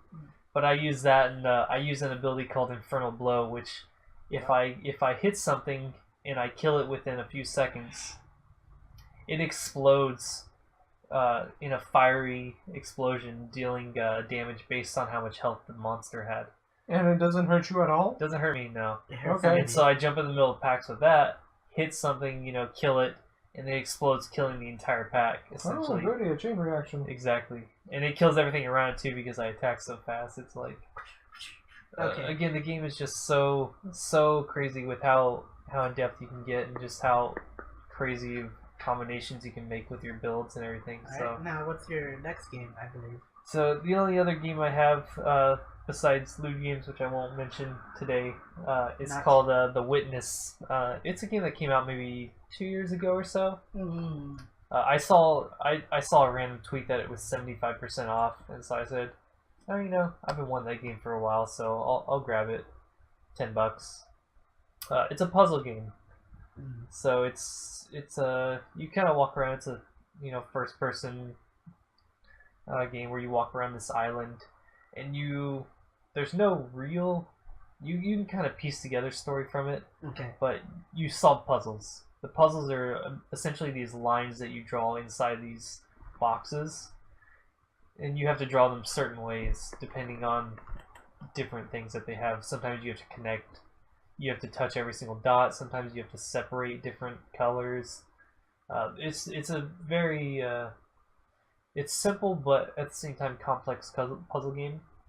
And sometimes it's kind of cool you use the environment to solve the puzzles. Like maybe some shadows are being cast onto the puzzle, okay, and that's the line you have to draw and stuff like that. You kind of have to use your imagination to finish these puzzles. I can't actually put an idea to this. I might have to see if you see like 3 of the puzzles, then you'll say, "Oh, okay, now I kind of get it." But yeah, it's kind of hard to say just right off the bat. But it's definitely not Honey Pop, right? It's not Honey Pop now, but the game kind of has a pretentious vibe to it, but I don't really give a shit about that. I just kind of I love puzzle games. And is it still 75% off? It could be. It was on Steam, 75% off. I'm not sure how long that deal's going, but I picked it up maybe 2 days ago, so it could still be going on. But I love puzzle games, so I've been going through that. And that's all you've been playing? That's it. That's okay. it. I haven't been playing much more. Off-topic question, but if you like puzzle games, did you ever play Catherine?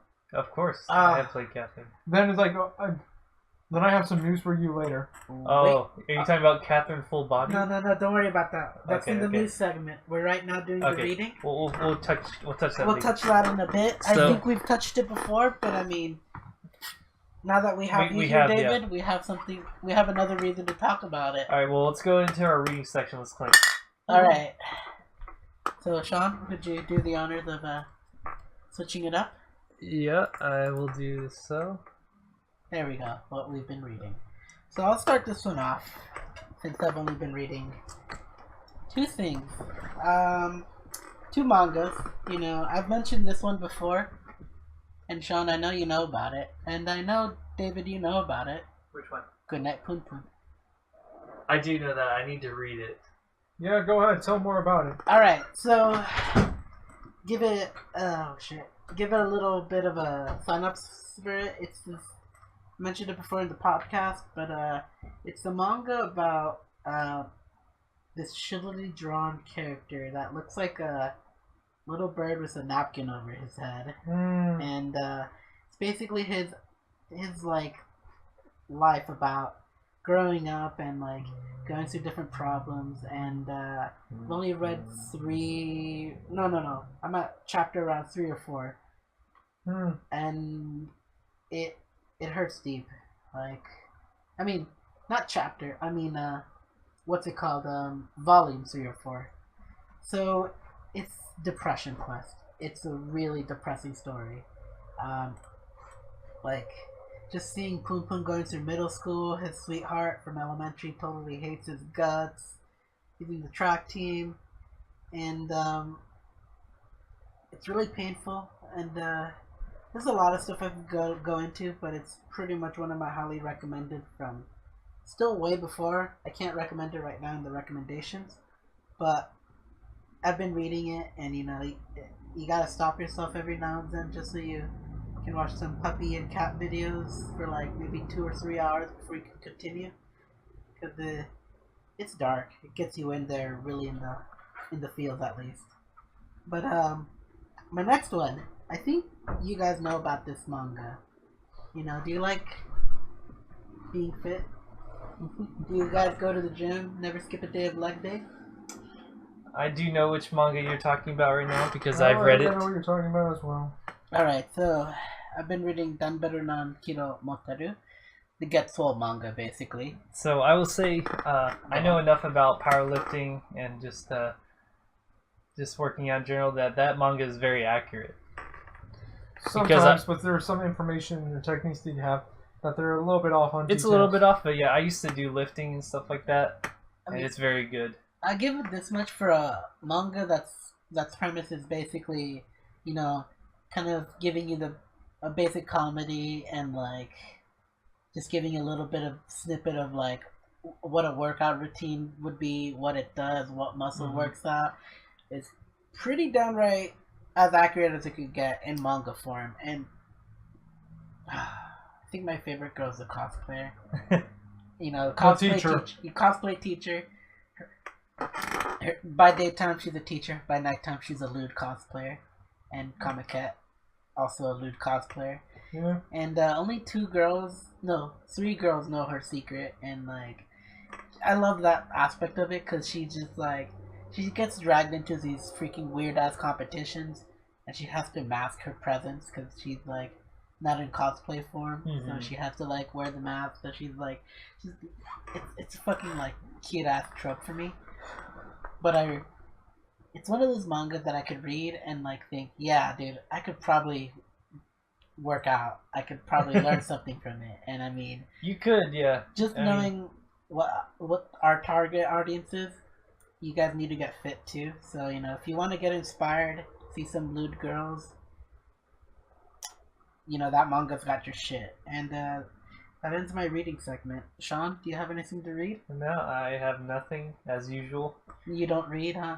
I do occasionally, but it's very rare. Alright, now David, do you have anything to read? Well, besides the usual manga series that I've been reading, like, My Hero Academia, latest chapters, like, whoa.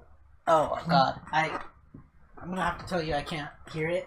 I'm not gonna spoil it. Is it good? Yes. Given what you know about My Hero Academia and what I know about it, season 1 and 2 is basically one of these things. Yeah. What season would it be? Like maybe 3, maybe 4? 4 or 5. Okay. Ooh, I've got some content. Yeah, season 3 should be coming out soon. Like, we'll talk about that in the news. So, let's see, My Hero Academia, it's like the One Piece, as well as all the other popular series, as well as some other series that you probably never heard of. But what was the one you kind of sent me and told me a little bit about before today? You had to be a little specific. I sent you several information. You sent me for the reading segment? Forum Quest. Oh, Forum Quest. No, I basically go on forums where people just basically write their own, write a story, but the thing is, it's like the audience or the group is the ones who make the choices or decisions, and sometimes, the person would roll a dice. Wait, so is this like an actual story with, them? So it's like a... So it's somebody that writes something and then the people say what they want to hear, sort of thing? It's the mass majority who makes a decision on one thing, that becomes the decision.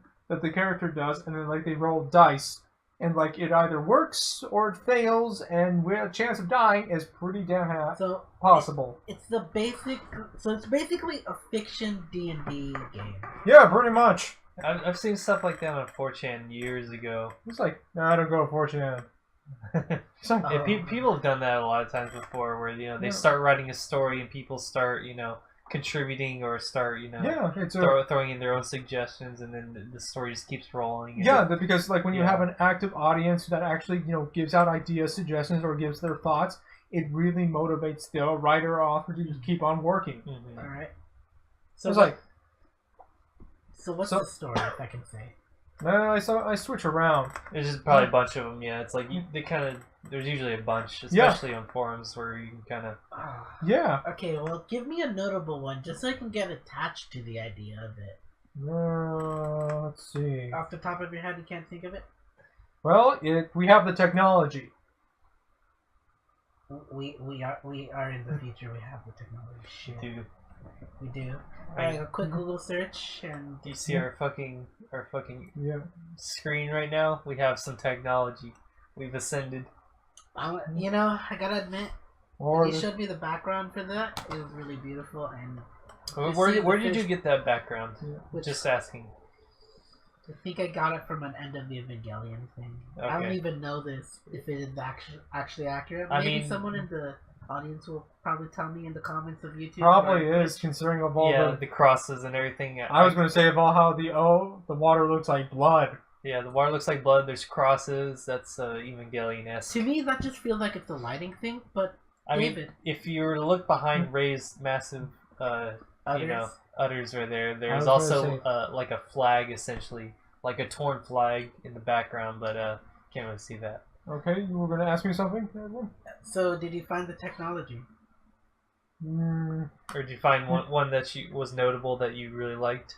Yeah, there's that's the name of the story quest. It's called We Have the Technology. What is it about? It's Ruby. Basically, it's like after the events of 3.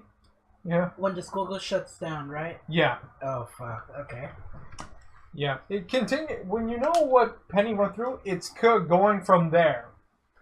Okay. I can't see anything without giving spoilers. Yeah, so I haven't watched season 3 yet, so. It goes off from there with Penny. I can only say this much: I love Penny, and I don't think I saw her in season 4. No, because everyone split up. Is she in season 5 at least? Everyone split out, man. I can't say that without giving out spoilers. I have a thing for robot waifu girls, so you just have to check it out. Have to check it out, I guess. Yeah, that's right. So I guess this concludes our fastest. Yeah, that was a fast reading segment. Fastest. Well, we weren't really reading much, so yeah, not much this week, but let's bring it in. Clank to the next section. All right, news. Who would like to start this off? Me. I got plenty of news. All right, go for it. Go on. I said, Fate Last Encore just came out. Right. That's one of the biggest news. My Hero Academia Season 3 is probably going to come out either in April. Was it officially announced, or is it speculation? It's officially announced. You can see it from the trailers. Okay. And it's like, and there's been talk I'm not watching My Hero Academia, so I don't know. Okay. No, that's okay. So, yeah, My Hero Academia Season 3, and I have to say, everyone's really looking forward to it because they know what's going to happen. Mm-hmm. And it's, oh god, it just, damn. And then there's yes? I forgot to tie in what I remember. When I left off at Season 2, I was really disappointed with the Bakugo fight. It turns out I had an episode in Season 2 that I didn't finish. And, yeah, you're right, that last episode was really the best I've ever seen. Mm-hmm. Like, also as a spoiler in there, no villain got that close and literally let the good guy get away. Well, yeah.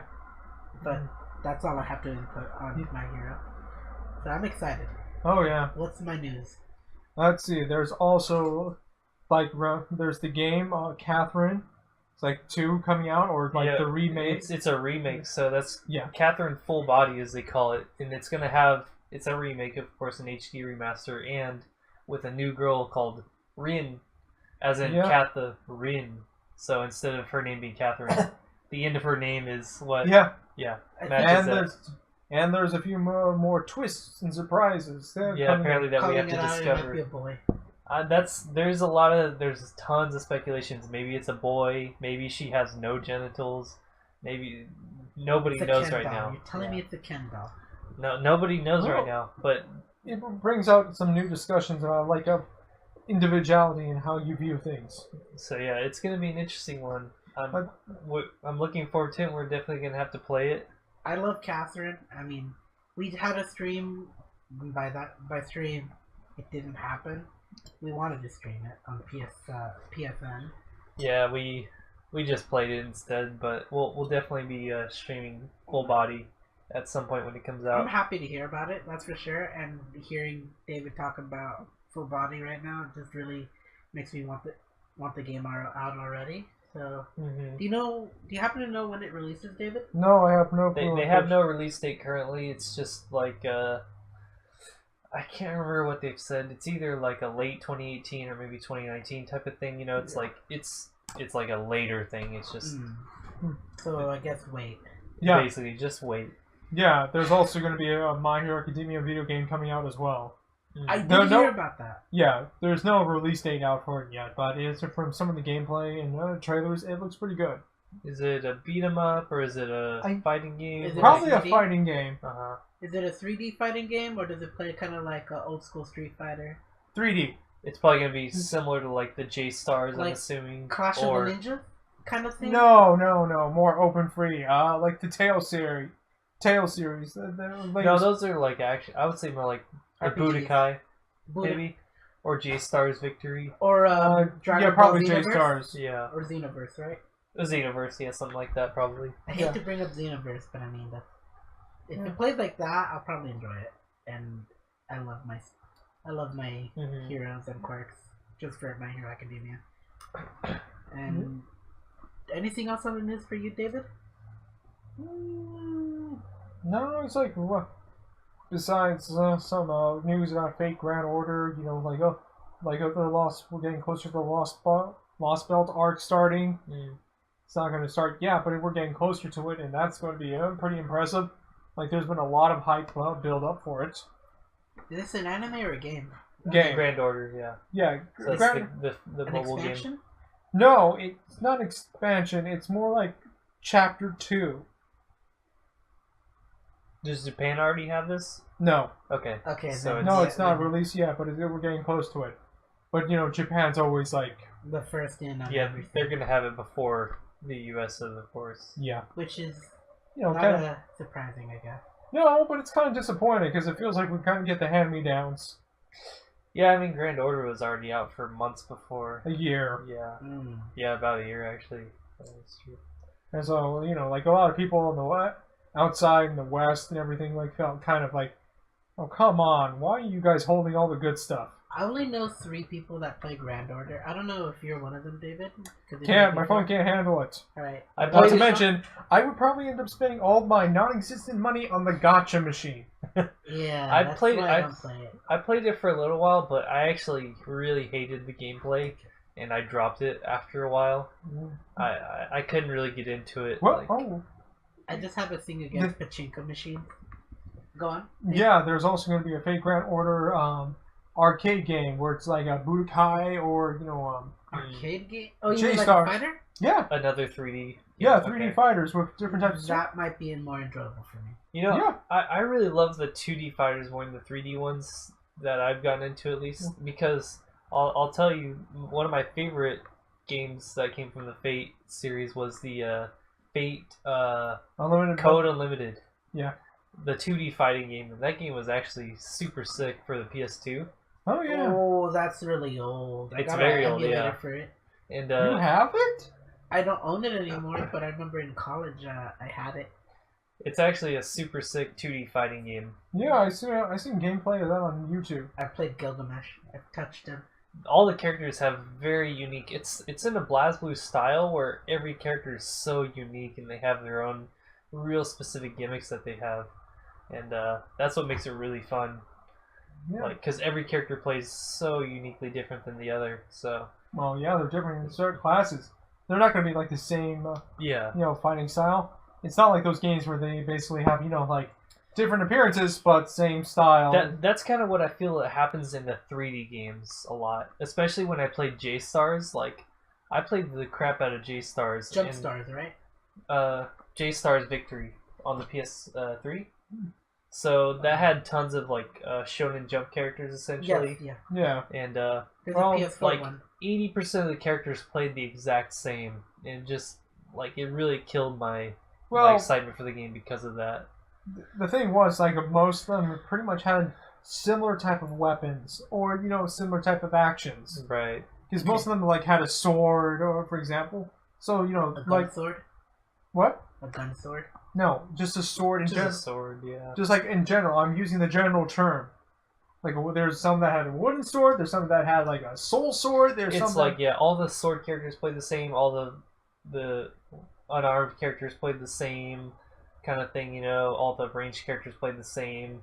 It was very, very like specifically like kind of classed in, and that's why I got really bored by the game. Except with different specials, I'm assuming, right?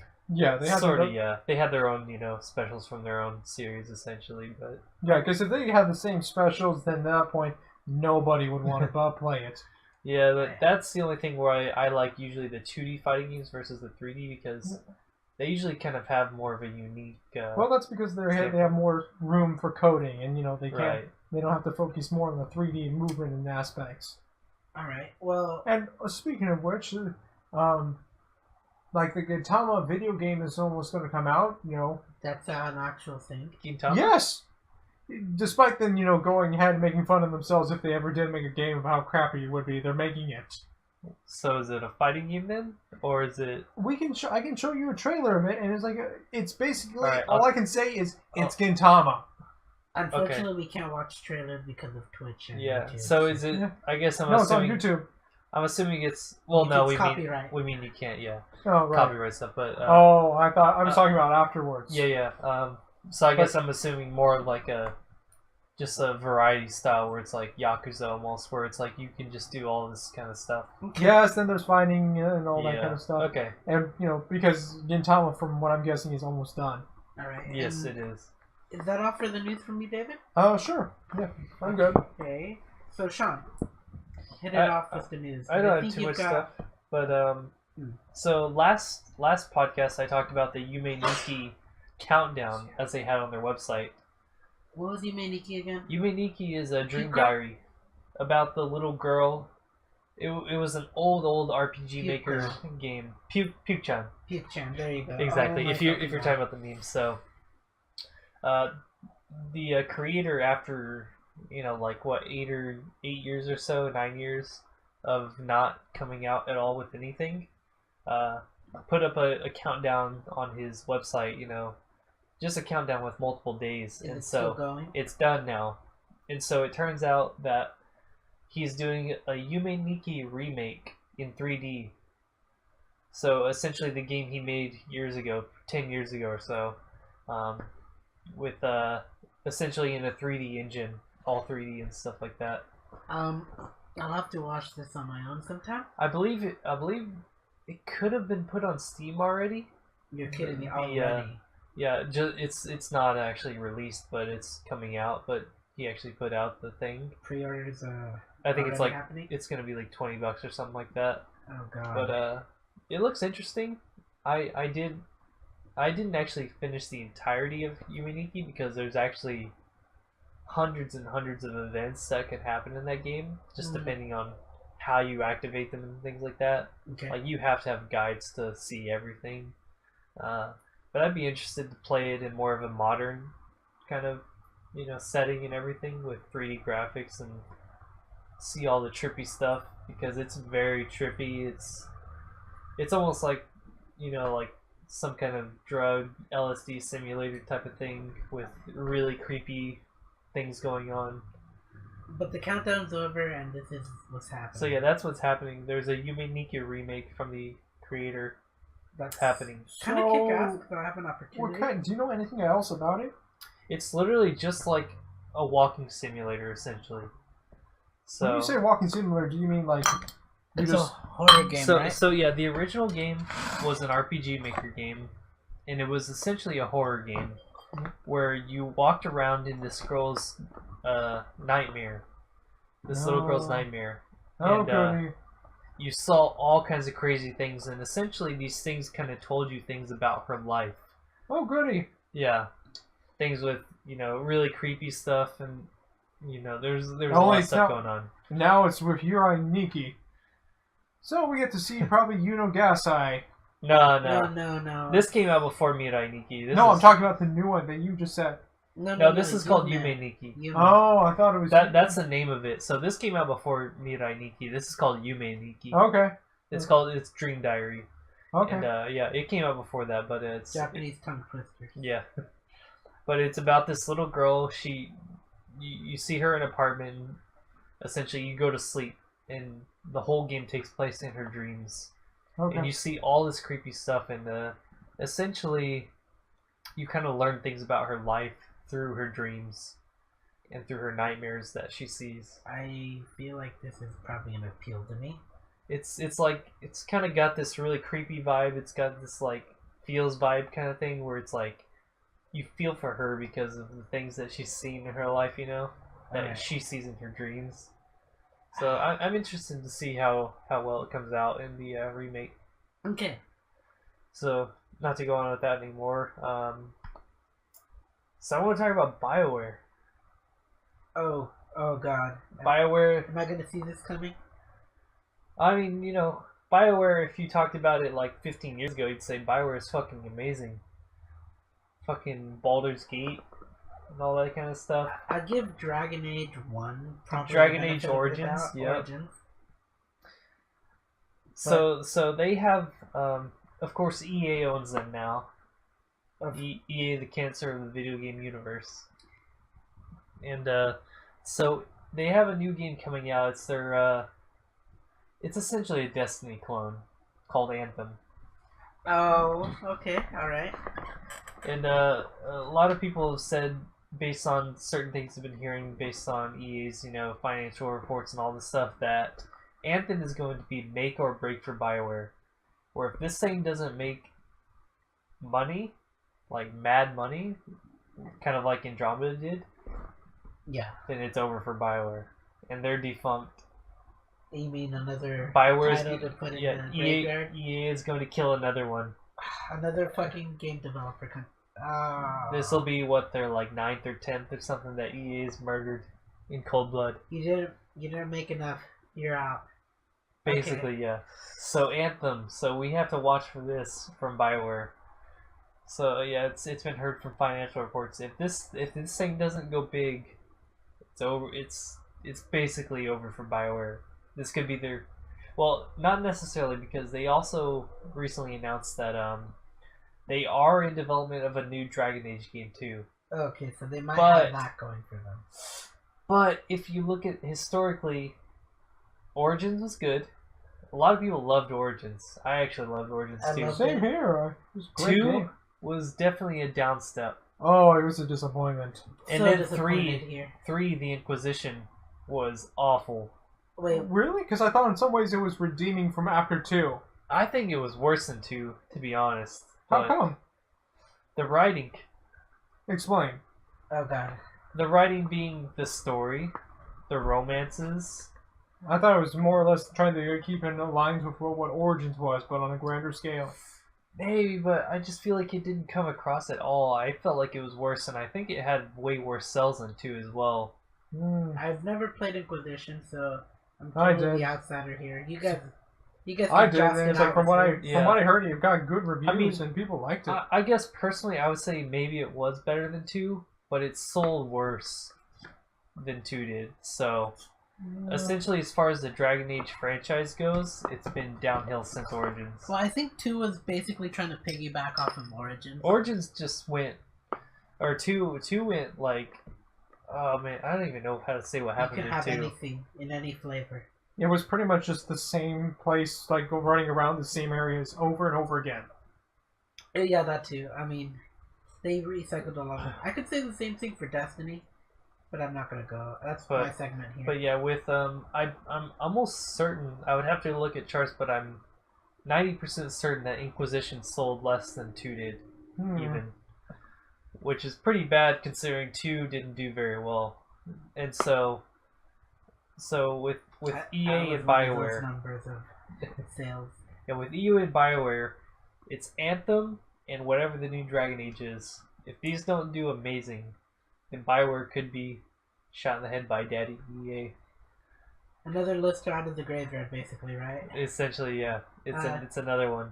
And David, do you have anything to add to? I just want to say rest in peace, Westwood, and Syndicate Games. Only that I just have opposite views of him. What was that? Only that I just have opposite views. I thought it was pretty good after compared to 2. I guess I would say it's technically a better game, but I think it sold less. So it's like we'll have to look up and find out. All right. Well, let's not have this whole thing be a fucking showdown right now. But yeah, EA is ready to kill. It smells blood in the water, I think. It's already a fucking shark, and I mean, this is what's happened with Battlefront 2, Star Wars. I mean. Oh man, yeah. They're not happy right now. They're ready to kill. Yeah, they need to act something. I can feel it. But and so I've got one last news segment. John Cena. I didn't see this coming. So John Cena is in talks to start a live-action Duke Nukem film. I don't believe that. I actually can't believe that. This has been talked about. You could talk about it, but I just don't want to believe that the thing is actually happening. But actually, the funny thing is, if you looked at them side by side, it's actually pretty close. It's pretty accurate. That's why I just can't believe in it. Like, it's actually like, you know what? If you make him a little bit more grizzly, you give him the flat top, gets the sunglasses. He could pull the look. I can see it. Duke? Can he be my favorite ball-busting bro? My thing is that I don't know if the movie creators could make Duke. Because if you looked at Duke Nukem Forever, the most recent game, that was probably the biggest disappointment in the past of video games in the past decade. Yeah, I can agree there. Then I don't know if they could. I did too. I have the special edition, everything with the Duke bust. And man, holy shit, did they fuck up? They did, and this was 2K Games, right? Yeah. My favorite creators that made Borderlands. I don't know about 2. That was Gearbox. Gearbox, man. Same thing, right? 2K. 2K's different, yeah. Didn't 2K have a hand in Borderlands? They might have, but Gearbox definitely did Borderlands. But regardless, fuck it, whatever. But yeah, it's like, could they even encompass Duke Nukem as they did back in like the fucking 90s? He'd have to be censored. I just can't. It's like the old Duke Nukem was not censored. That was the whole thing that was appealing about it. It was like Doom, but vulgar and lewd. That's essentially what the game's encompassed. Doom was essentially the gory aspect. Duke Nukem was like the lewd, vulgar, kind of, has a snappy attitude and everything. 10 years ago, people loved it, but with the fact that the games, changed nowadays, and there's like the whole, censorship laws, and like there's all these groups that have to that monitor and watch over, saying that this is too so and so, this is too violent, this is too gory. It just affected the whole game sellout. Yeah, and so even though I think John Cena could pull off a Duke Nukem, I don't think the movie studios could pull off a Duke Nukem. You know what I mean? It's the same thing as no one could really pull off a Superman movie, live action. Man of... No, not even Man... No, yeah, first Man of Steel was really good in trying to sell out the idea of Clark Kent being great. And I can vouch for that at least. But I mean... wow. Did you guys see, what was that? Batman vs. Superman? No. I did not watch that one, no. Not to mention Justice League? No. I didn't even watch that. I knew they were going to be bad. I'm not a superhero movie watcher, so... I'm a Superman fan, and I felt disappointed, and I didn't even watch those. That's rough. And I love Superman. I've seen the old movies. and that's pretty bad. I've seen the old cartoons. I used to have them on VHS, but that's about as far as it went for Justice me. League kind of cartoon. The old, not even before Justice League, just Superman. Super Friend. No, not Super Friends, just Superman. I'm talking about like old. I think that like my parents had, and I watched them like Superman, just Superman. Well, as a Superman fan, I like Man of Steel, and I was disappointed with Batman vs Superman. Mm-hmm. And then I just stopped. I never watched the Justice League. Okay. So I'm just gonna throw that there. I was disappointed. So, and you're saying the same thing could happen to Duke Nukem? It could be ones. It's like they would have to go so extreme, and it's like I don't think Hollywood can do it. I don't think they have it in them to make it. Oh, they have it in them. They just don't want to have that. Yeah, I guess they do have it in them, but and if they did make a Duke Nukem film, they would have to make it rated R and all that. Oh yeah, it would. It's just one of the things. Like I don't think they're going to do it properly. You know, it's like I think they could, but they won't. All right. So that's all my news segments that I have. So I've got this much to tell you about Destiny 2. You know, another disappointing title. I don't believe they're gonna fix anything. I believe at that. least effectively. I know one thing that did come out. There was this whole thing about this analyst that came out for kind of talk about Destiny, and he believes that the core player base of Destiny, whatever was that started out initially, isn't really going to come back, or at least a good majority chunk of it.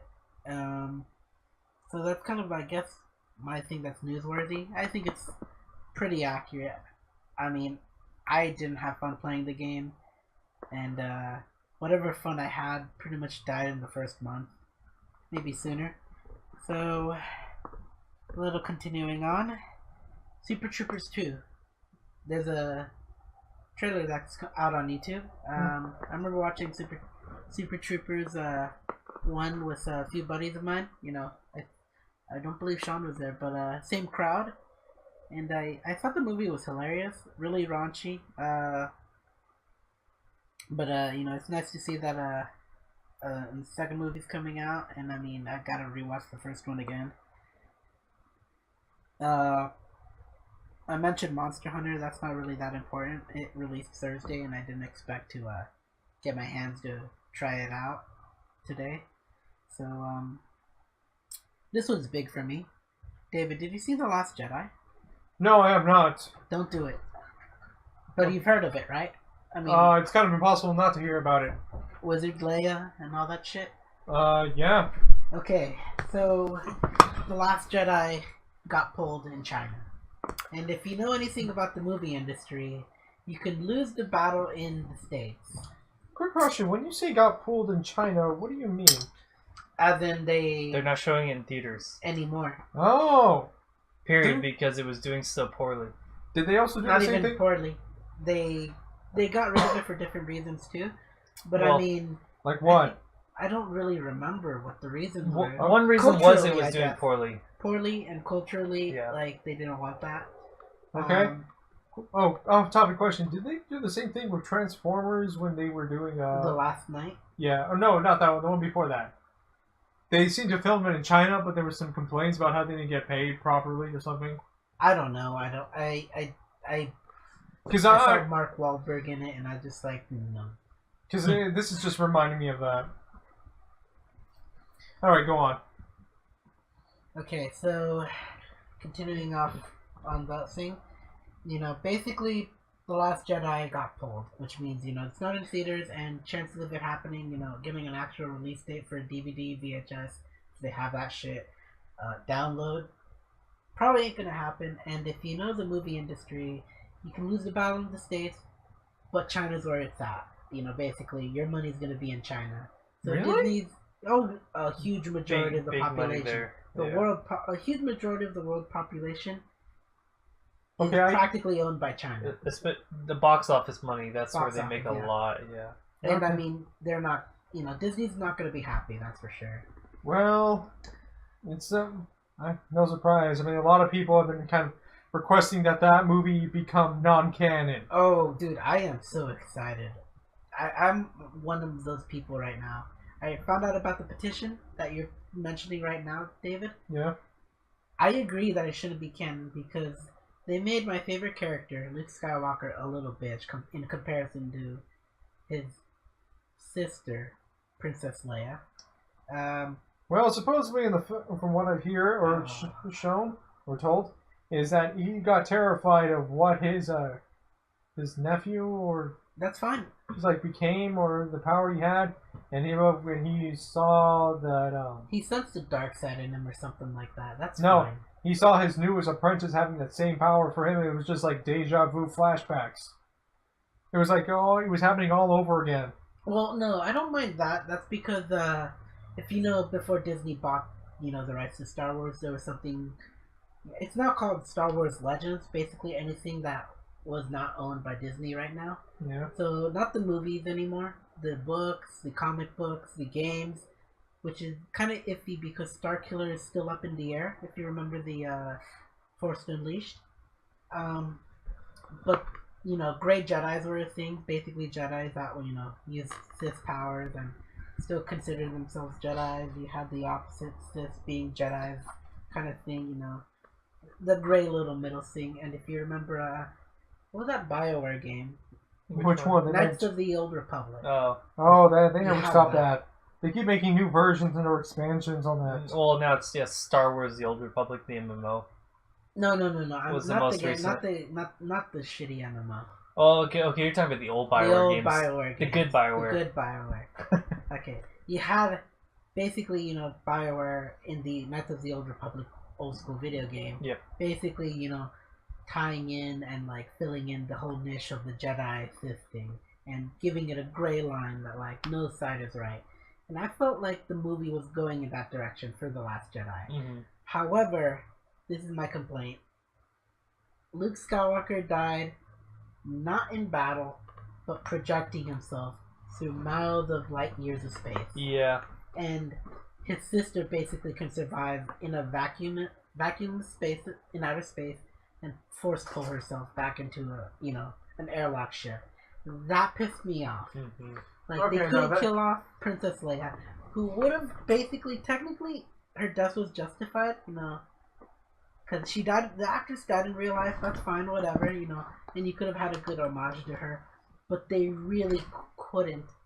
They didn't do that in the movie, and that's still my complaint there. Yeah. But it's still Luke Skywalker. They made my favorite character, who was basically a go-getter, cry basically, and then just they didn't let him go, and I would have been okay with The Last Jedi if it weren't for those two things. So you're Luke Skywalker being a little bitch and Wizard Leia. So I'll just say I don't care for Luke Skywalker at all. I don't care that he died. Mm-hmm. What do you think about him dying? You pissed about it? I am pissed about it, and I see what direction they were trying to go with. If they were trying to pull anything from Legends, Star Wars Legends, I'm following a line with my brother. He thinks Star Wars is officially dead. He's dropped it like it's hot, and I'm not coming. He's not coming back. I'm not coming back. And they can make Episode 9. I don't give a fuck anymore. Like, it's dead to me. I thought Star Wars was dead as soon as I watched it because I never liked Star Wars. Go fuck yourself. But anyways, we have our opinions. It's fine. Here at the Dirty Casual Corners, we can joke around about that. Even though you're clearly wrong. I'm clearly not. No, I'm just kidding. Change topics, please. We got one more news thing, and that's kind of big to me. Have you guys heard of Gundam? Or no, never heard of it. Yes. Never heard of my life. Or as in the state that it's known as in the West, Battle Angel Alita. Maybe. I'm sorry, but they all kind of sounded. They all sound the same after a while. It's the English title they gave here, I guess. Okay. What is it? So it's basically a cyborg action. Okay, it's a lot of shit because the creator couldn't decide on what he really wanted to handle, but it's a lot. So of it's stuff. Brand new. No. It's not. It's been going since like maybe the early 2000s. Basically, it's about a cyborg girl who's like, since she got a new prosthetic body and all this shit, Holy shit, that's starting to sound like Ghost in the Shell. So what is it? Is it a manga? Is it an anime? It's a manga that got a short anime adaptation that got a reboot in the manga, and then that getting a James Cameron produced movie. So okay. it's basically a trailer's out on YouTube. You could probably watch it, and I'm a huge Gundam fan. I'm a huge Battle Angel Alita fan, basically.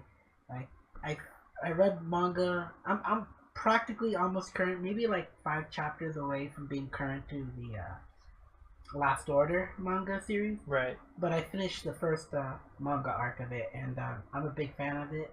Like, seeing my favorite octopus-lipped girl, on the screen is gonna be a huge thing for me. And Sean, I showed you the trailer for it, and you had some thoughts on that. Because it didn't give you, a shout out for the Final Fantasy orchestra, but I showed it to you just before we left. Oh, yes. Okay. So it's okay. I was thinking anime for a minute, but no, it's the live action CGI thing. Yeah. live action thing, yeah. Yes. Okay. So that thing. Okay. Now I know what you're talking about. I couldn't remember the name, but yeah. Now that I remember that, I don't like it. That's fine. I mean, it's like I'm not a big Gundam fan in general. not Gundam. Not huge. Gundam or Gundam? Both. Okay, you made it known. The world knows. Well, yeah, what you were talking about, no. Anyways, first of all, the girl, I don't like the big eyes. For the trailer, it's right? creepy as fuck. It I is. know it's supposed to make her seem like an android or whatever, but I just don't like it. Just don't do it. The bug eyes. I gotta admit, it put me off. But if I'm in the line where I think of it as like, if you're trying to make something look humanoid but not humanoid, that's the direction you'd want to go. Yeah, I suppose. I mean, it's better to be close to human and a little off than like try to go full human and be totally off. If you remember those cyborg androids we have right now and the sex bots. Sure. That's just my direction of it. But I'm pretty impressed with the trailer of it. It was a nice looking trailer, but yeah, it's like I don't know if that's something I would watch necessarily. I mean, maybe if I was watching with someone, I would watch it, but I'll probably watch it with you. But by myself, I'm like, nah, I probably wouldn't watch it. I'll take you to watch it with me. All right. First day release. All right, saying it right here. We'll check it out then. But David, you're coming too if you're still around. But I will say this that No, I'm not into Star Wars. Not Star Wars. Fuck Star Wars. Don't even. This is probably the last time I'll ever talk about Star Wars until like the whole petition about it, being done and Last Jedi is not canon being a thing. That's the only thing. Fuck Disney. That's all. You got Kingdom Hearts coming along now. I don't like Kingdom Hearts Anymore?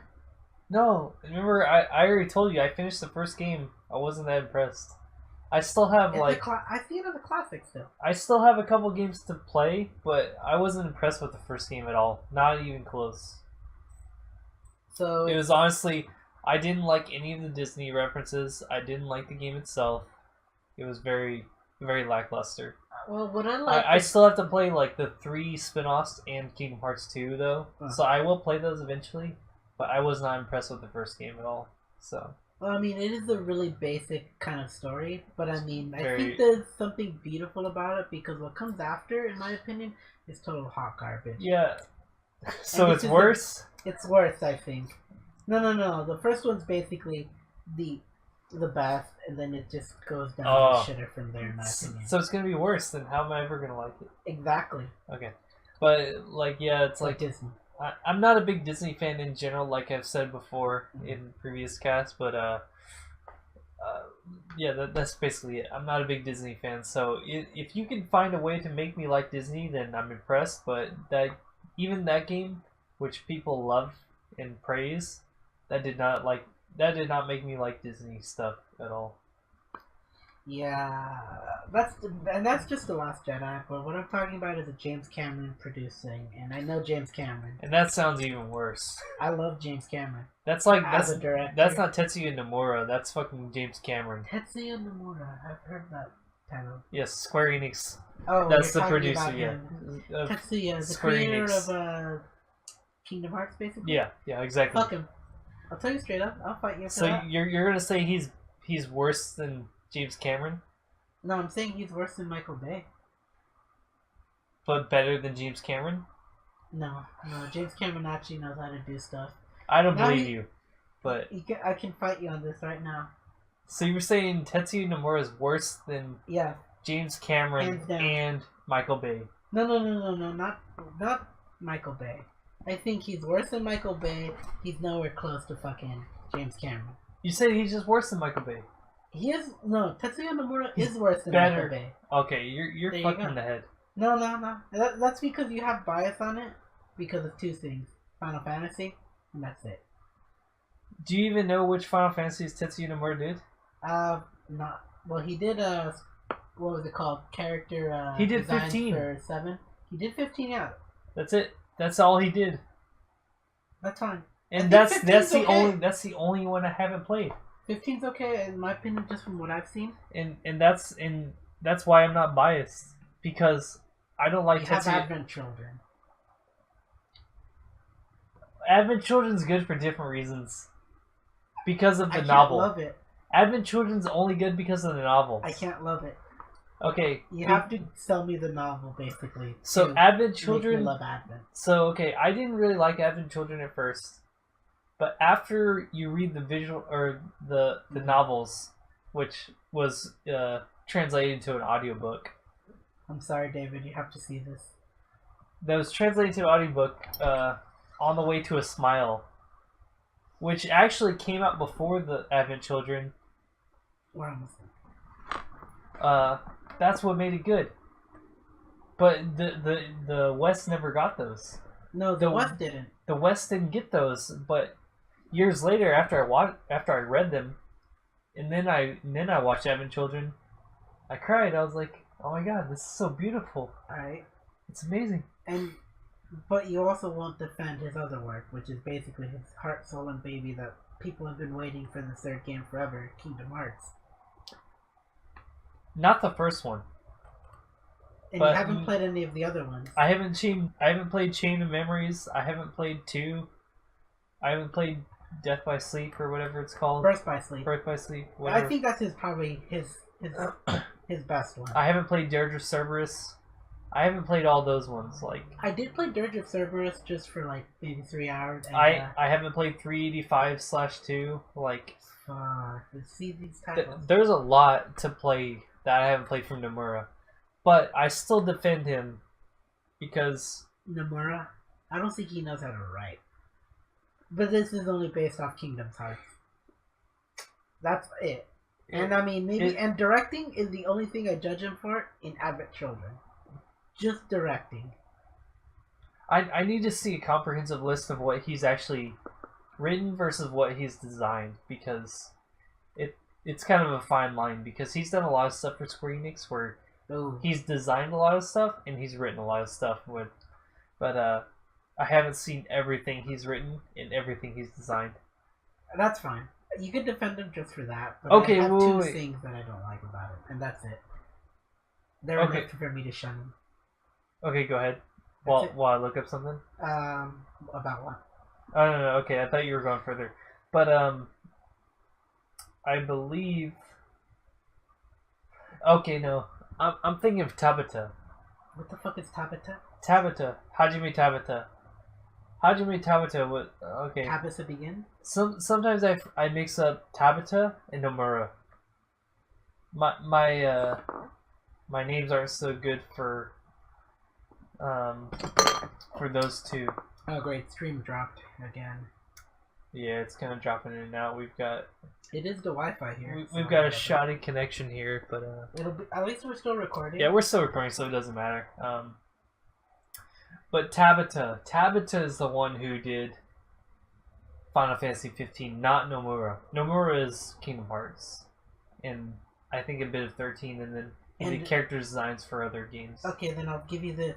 So Nomura or Tabata did 15 and did 15. It was amazing. And he did Type 0, which Type Zero is a game that I mentioned last cast that I'm playing right now. The fuck is? Oh, you mentioned Final Fantasy Type Zero. Yeah. And that game actually is amazing on such a different level, like, for a Final Fantasy fan. Mm. Where if you played it, if it's your first Final Fantasy, you'll probably hate it. You won't understand anything. But if you're a Final Fantasy fan, it's actually one of the most beautiful games ever made. Alright. Well... But that's not Nomura there anymore. No. That really isn't. I can't defend Nomura as much as Tabitha, so... That's fine. You can defend Nomura. I mean, you can defend Tabitha, but I think Nomura is still total hot garbage, and he just isn't committed to his works like other Final Fantasy creators. What was his name?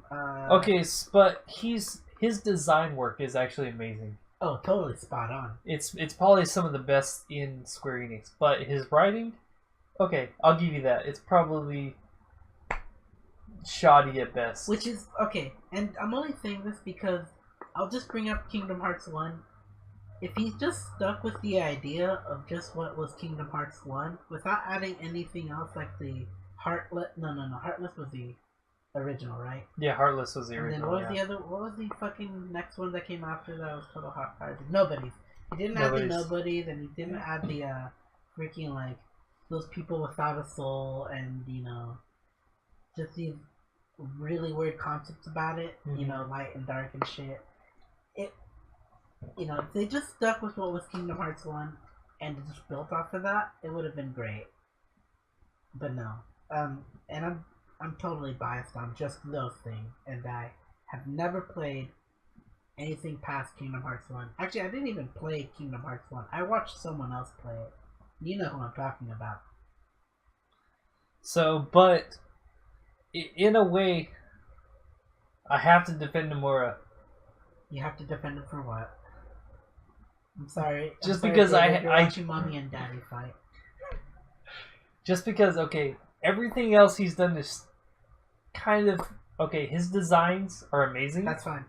His writing has been shoddy, but Kurt Cobain shoddy. But he is the director for Final Fantasy VII Remake.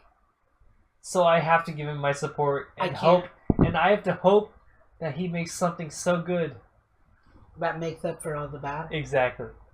You're giving too much power to the one man that can make or break the remake. Do you know that Final Fantasy VII Remake is probably the most anticipated game of all time at this point? No, I can agree with you there. And so it's like I have to give him my support. You have to, or I have to. Because Final Fantasy VII is my favorite game of all time, too. So it's like... Well, you're going to get... I have to give Nomura my support. Nomura may have a gun to your head. And, He does. If he says... He does have a gun to my head. Even if he says he's going to let you go, if you support the game, he's still going to shoot you. That's what I think. You're not going to win. You're not going to win this. I have to give him my support just because he has my favorite game of all time's remake in hostage. I'll give you that then. All right, hands down, we're done with this. So yeah, that's it. We've ranted. We've gone on for that enough. Do I have any other new things? Nope. All right, we're next to our topics. We don't have a topic, right? So yeah, I think this week we don't have a topic. We basically do not have a topic. So we're at recommendations now. So we're going to recommendations. So I'll do this. Sean, then David, then me last. And do you have a tag? Should I go into the tag right now? Yes, at this point. So my tag will be nuns.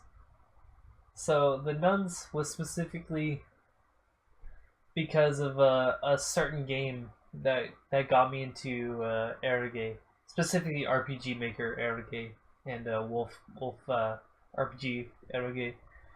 And it's nuns, and the game is called Haru Uru, and it was a corruption-based game with nuns as your main character was a nun, and you essentially you got to choose, of course, if you wanted to go the corruption route, and of course you would,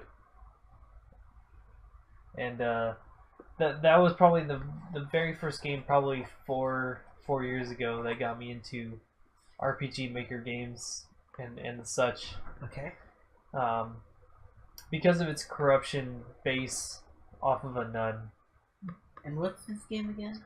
It was an RPG Maker game, and the creator only did this one game. It's called Haru Uru. Haru Uru? Yeah, Haru Uru.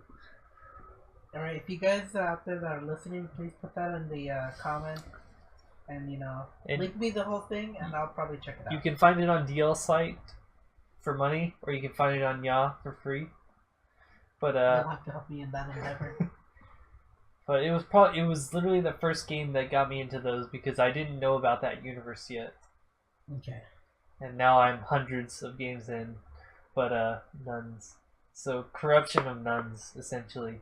So this game really did it. I think it did well what the RPG Maker genre does for eroge, which is being able to do your own path, either do corruption or good, and make them both rewarding in their own sense. So it's like the one criticism I give to eroge makers is that a lot of the times that they don't take advantage of the genre they're in, and so sometimes they just try to make it like they do an RPG Maker game. So nuns is just basically, those priests, priests. Yeah, sisters, basically. sisters. It's the sense of holiness All or right. sacredness.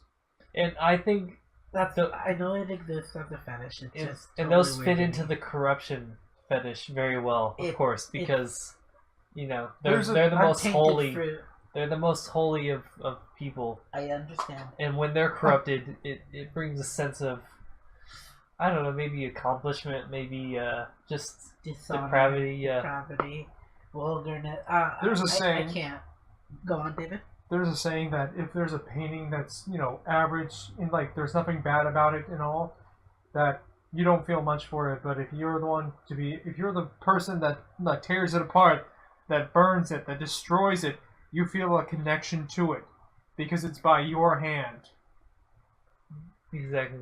That's what he's And probably trying to that's say. what I think RPG makers really bring to the table. It's because you could read a doujinshi But you about a can't nun play one. or something being corrupted, or you could play one and you could do it yourself through your own hands.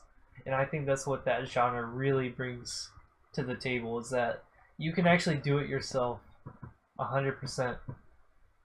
You can do the whole corruption. You can be the one who chooses yes or no if you want to do it. And that's what I really think brought me into that genre of RPG Maker games. And I've never looked back since. Alright, now David, since we're on tags, what's your tag? Vanilla, plain and simple. What is vanilla? It's basically just basically simple, heartwarming, like a romance in a sense. Nothing extreme, nothing weird or like no fetishes. That's I mean, there are fetishes but it's just lovey-dovey stuff, right? Pretty much. It's not like Sean's with the whole corruption thing. He is a fan of corruption. And Yeah. It has been mentioned before. Yeah. Yeah. So there's all types from Belgians, eroges, and whatever. There is a notable person that we have to just shout out, right? Yeah, Homunculus. It's A like really great artist. oh yeah, great stories and like great arts. Like you really feel for the characters. And all he does is vanilla. Yeah, pretty much. Another person is Dr. P. And when I say P, I mean just the letter P, not the actual thing. You mean Dr. Pepper? No, it's Dr. P. What the fuck is the actual name of Dr. P? I have no idea. It's one of those unanswered questions that's up in the air that you could probably just think of and just probably is. I kept thinking Dr. Pepper. Well, that's you. I just kept thinking Dr. P. Alright, well, It's like, I've probably seen his works before. yeah, it's like you probably did. I showed it to you before and you liked it. It's like good stuff. Like they both normally like to have come up with good scenarios, good characters, good designs. They don't usually try to have the same design over with the same characters over and over where it's a repeat. Alright, and It's a nice way to read and just like I don't know, give yourself a nice warm feeling.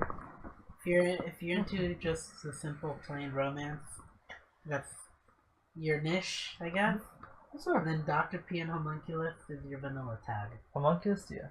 Good stuff. You, the corruption fetishist, agrees. I enjoy me some vanilla. Are you sure? My very favorite is corruption, but I also enjoy me some vanilla. Sure? I just read the news Homunculus yesterday. Are you sure about that? Okay, everyone. Here's the thing. It's like a lot of people like a lot of things, but even if vanilla is simple and plain, there's a reason why it's popular. I was just directing that towards him because he's the corruption fetish. My very favorite is Mind Break, corruption, and everything, but I can still enjoy some good old vanilla. All right, your turn. All right, now mine. Mine's a very nice tag. It could go into any other tag, but the downright, thing that you have to mention about it is, there's almost nothing there. Petanka. I do enjoy me some petanco. Which, I'll say this. So, just to give you basically the abridged version, not the definition, actual, dictionary definition of it in our group, I guess. It's basically the small-chested area, Girls with small chests, basically, nothing like what's on the front page right now. I guess maybe Rin, considering, no, that competition. Rin has, still, D cups, but Ray is, in Mogodon sense, H cup. Yeah, that's pretty ridiculous. I even might say that.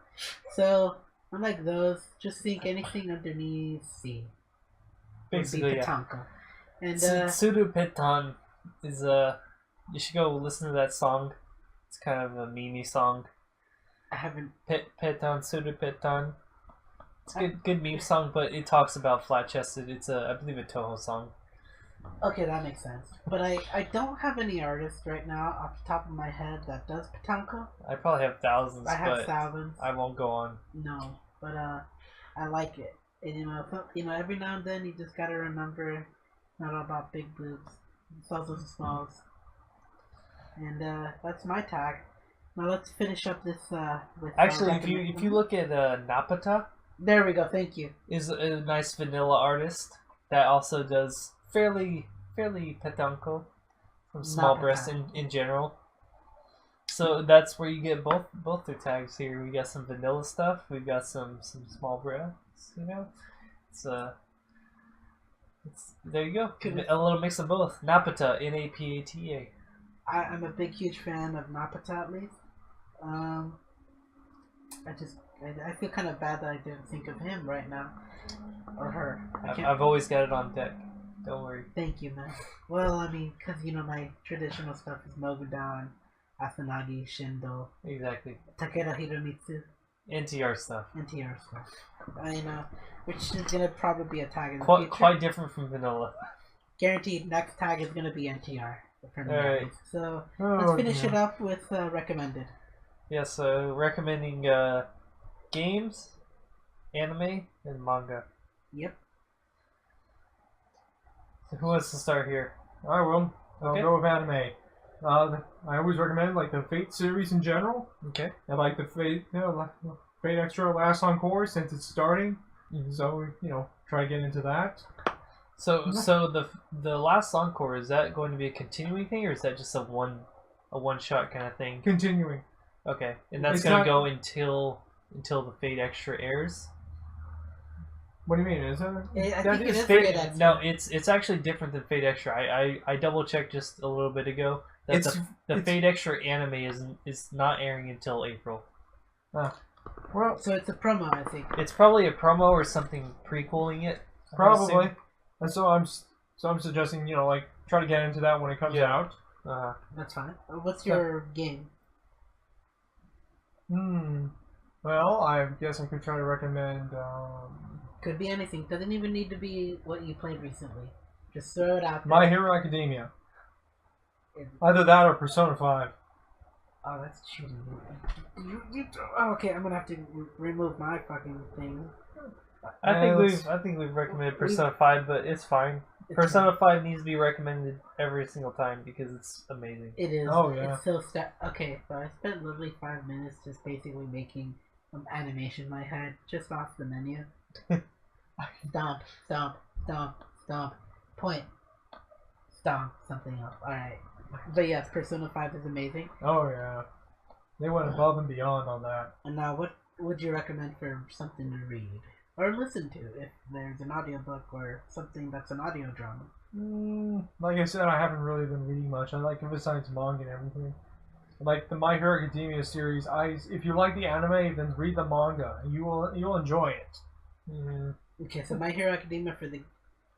Wait, did you recommend for game My Hero Academia? Yeah. Okay, My Hero Academia game and My Hero Academia manga. Yeah. Just get in there.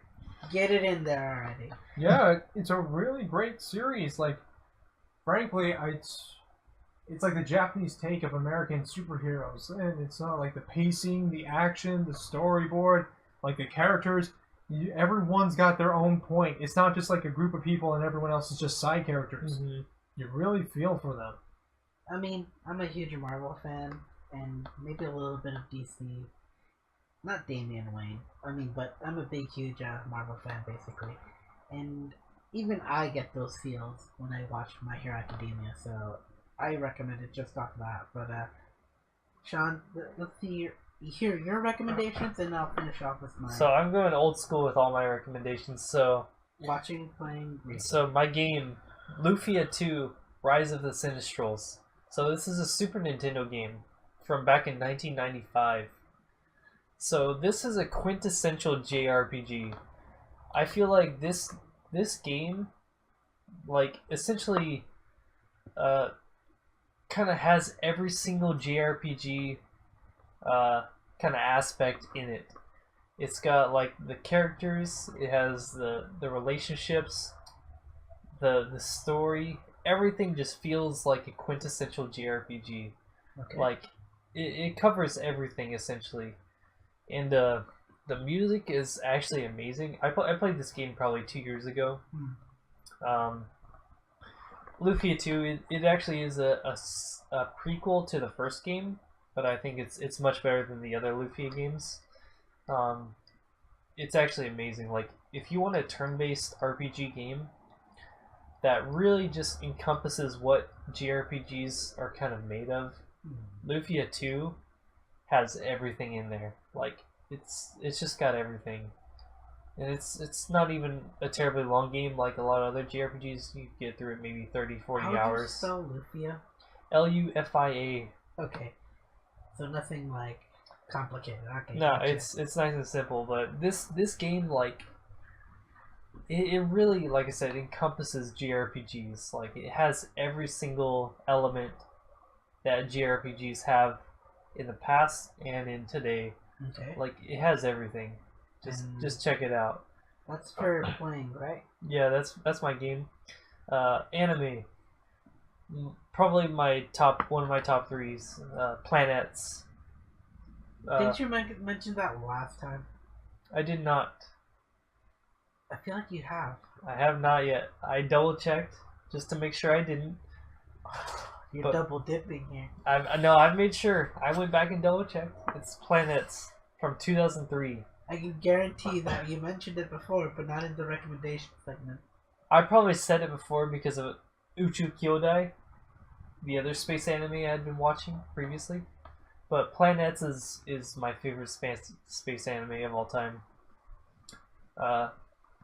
About a group of people who have to, basically humanity has started to live in space, and there's a mass amount of trash out in space, and they have to clear out. They're the trashmen of space.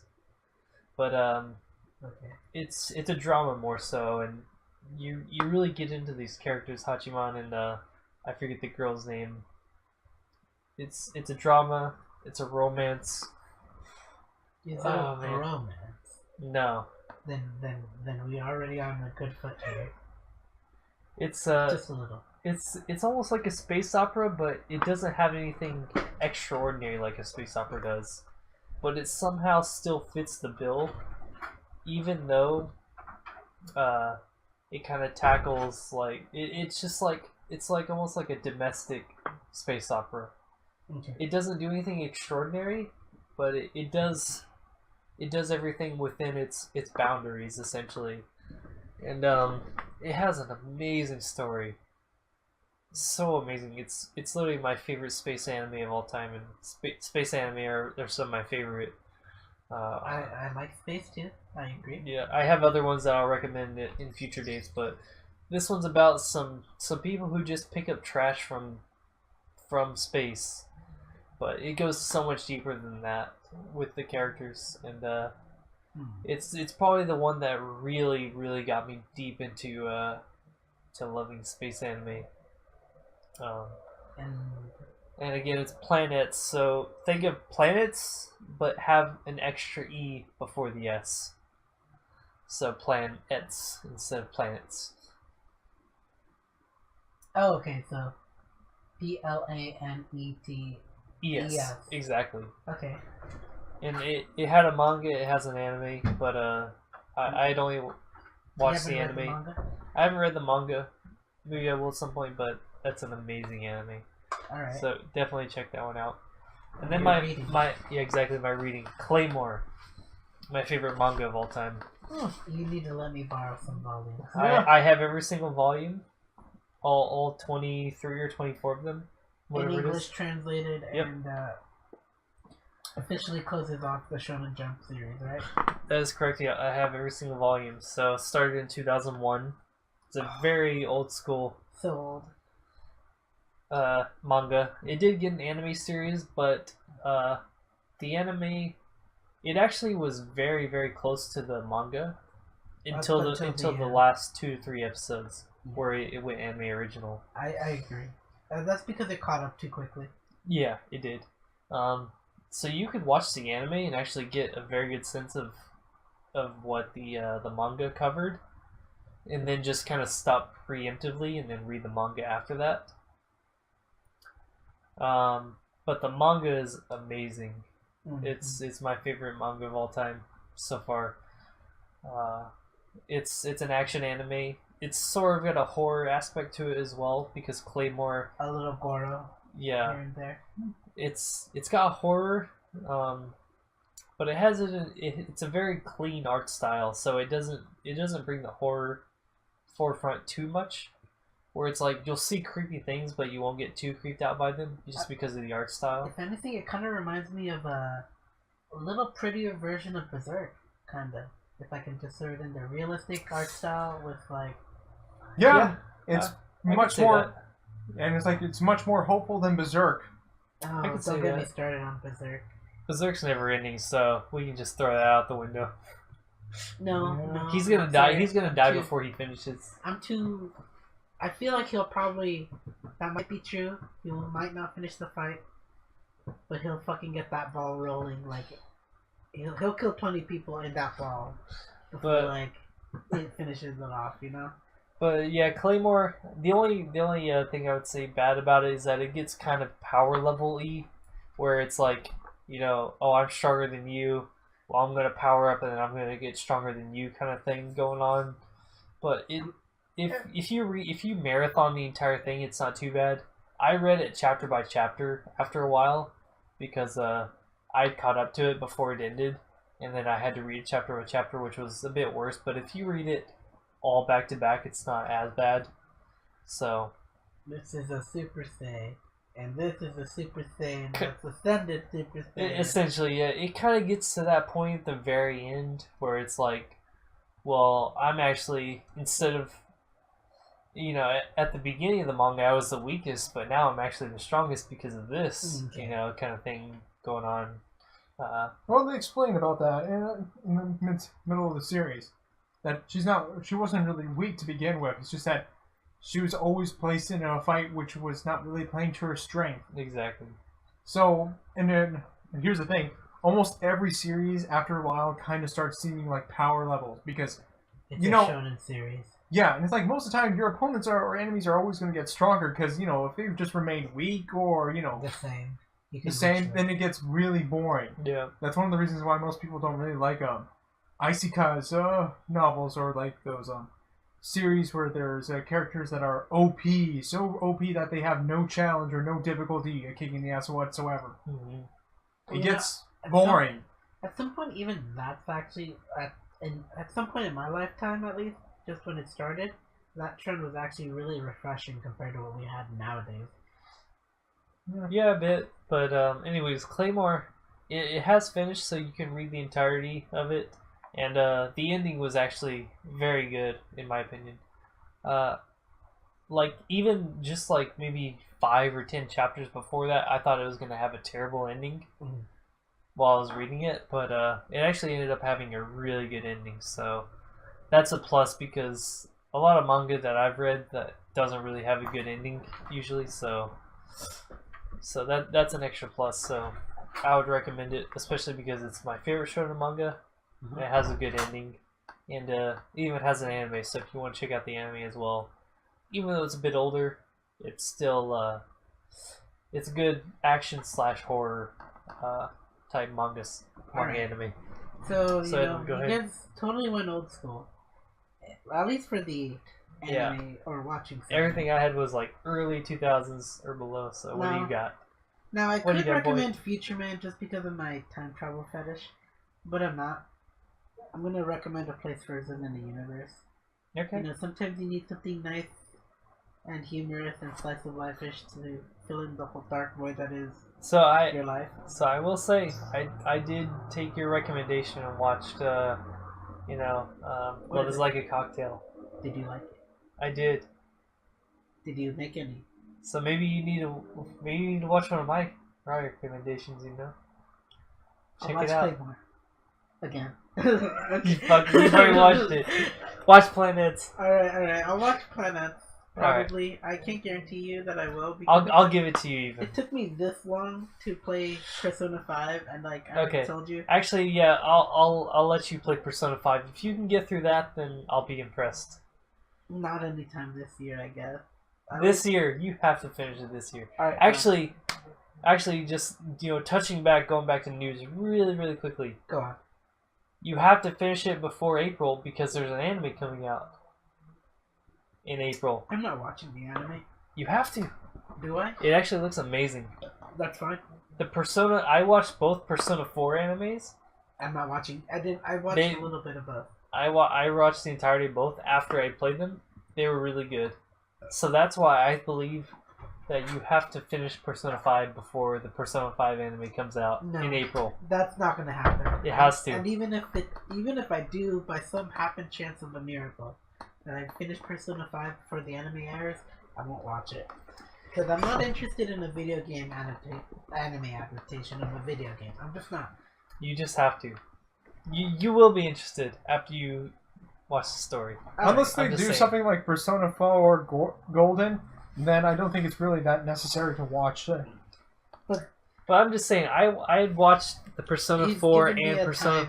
Yeah. Yeah, I know. I told him he needs to finish Persona 5 before April because the Persona 5 anime coming out. You've given me a deadline that's practically impossible. It's not impossible. No, just think of yourself like one of those Persona 5, on a quest. If you have to complete it after a certain amount of days. You could honestly finish it in 2 weeks if you really tried. But non-stop, no breaks. No, you don't. Oh, that's so funny. But I actually do have more of a life than you think, so no.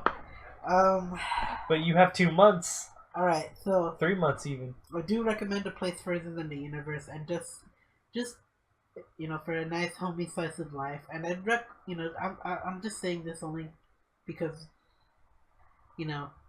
my honorable mention for that tag at least is Yume Yudu Camp, basically. Yudu Camp. Okay. Laid back camp. Both are in the same niche, but I like the progress that's happening in A Place Frozen in the Universe, just because they have a goal that's so big, and they're taking little baby steps towards it. Whereas Yudu Camp is basically, kind of like Camping 101 with some slice of life humor in it, and the jokes are fucking hilarious. But this is my opinion on it, and it's not accurate. It's of the it's not really wholly accurate to people's other's opinions. It's just my opinion. You guys could have your own. We're not in a dictatorship here, but A Place Frozen in the Universe is the slice of life king for now, and just barely. I can't say because I watched it, but But by next show, next time I'm on, Maybe. I will have watched it. Just so you know. And I will be the judge. You can be the judge, jury, and executioner. But that means I can veto that. I don't know about that, but we'll see. Because you haven't finished Persona 5, so your opinion is actually lower. Shit. Okay, I did give it such good rating, and I'm only like 95% done on the first arc. The first castle. The tutorial? That's fine. I did it. Okay, technically, I did it in 2 days in 2 days in game after the deadline that they told me. I pretty much had it 95% done. It almost took you 2 days to do the tutorial. In game. Impressive. In game to tutorial. So it's just like, okay, I'm never gonna leave this castle because I'm afraid that I'm gonna. But yeah, you still have at least 100 hours to go. So actually, I think I'm still grinding. I haven't left. It's still 2 days. Yeah. You still have 100 hours to go, so you have 2 days left? No. And then like no 2 days that Kamoshida told me I'm gonna be kicked out, and I have X amount of days. No, he's still here. You still. I've got days. You had like 11 days or something like that. Yeah, I have. I know. Days. You can't waste it. You can't waste any of those days. No, but it's still the same day. I know. Never left the freaking castle. Yeah, if you haven't left the castle, then you can still grind before you leave. So. No, I know that. I played the game. I'm talking to him. Yeah. I've just been grinding. Yeah. Because last time. Oh, go on. Because last time I saw him play, he was having trouble against some of the shadows. So at that pace, if he were to, try to go face the boss, he would get wiped. There is one shadow that's particularly hard in Kamoshida's castle, and it's a level 16 knight that has Barja Blast. Is it the Barrett? No. It's one of the horseback knights. Barrett. Is Barrett? Okay. Or unless you're talking about Eligor, but that's just like a boss.